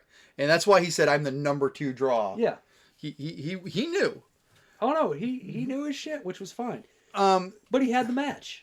And I'm going to keep defaulting that. Okay, he had the match and it played out on TV. Also, and I said it last week when we talked about the show. You would not want Wardlow mad. Because the other thing that I was going to get off on when we talked about it previously that you cut me off on is if this was real, okay? I'm going to use Vince. If this was real, bro. If this was real. If I was Tony Khan, maybe not me, okay? Maybe not TK does it. But maybe TK goes to Mega. And he's like, Mega, this guy's fucking with me. He's fucking with our money, all right? I don't know why I turned into Tony D all of a sudden. Yes, Tony D'Angelo. Here, all right. You know what? Let me just cut the promo, Hey, all yeah, right? okay, let's go AJ Galante. I need to talk to you for a minute. MJF just no-showed this, okay? Well, what are we going to do? I don't know. I don't know where this kid's head's at. All he does is he keeps bitching about money. He doesn't want to come to the table and talk. He just wants to bitch about money. We need to do something about this. What are we going to do? Well, rumor was that they moved his match from later in the night to just first in the night to get MJF out of the building, right? Because they were pissed, right? So this is what you do. Finger poke a dome. If you no. Finger poke a dome. No, fuck off. This is what you do. You have him show up and you say, hey, look, it can't come from me. All right? But you go tell Wardlow, when he gets in the ring with that little motherfucker, break his fucking legs. That is exactly what would happen if that's that was what, real. And that's what I think the 5 power bombs at the end were. That was the work. That was more of the work. Because you know what? When you power bomb somebody, okay, you have an option.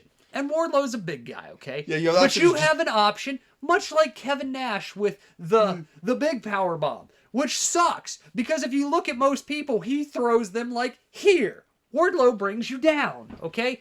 You have a choice in dropping a power bomb. You can release somebody, you can bring them down, or you can spike that motherfucker into the ground as hard as you want. Wardlow didn't do that.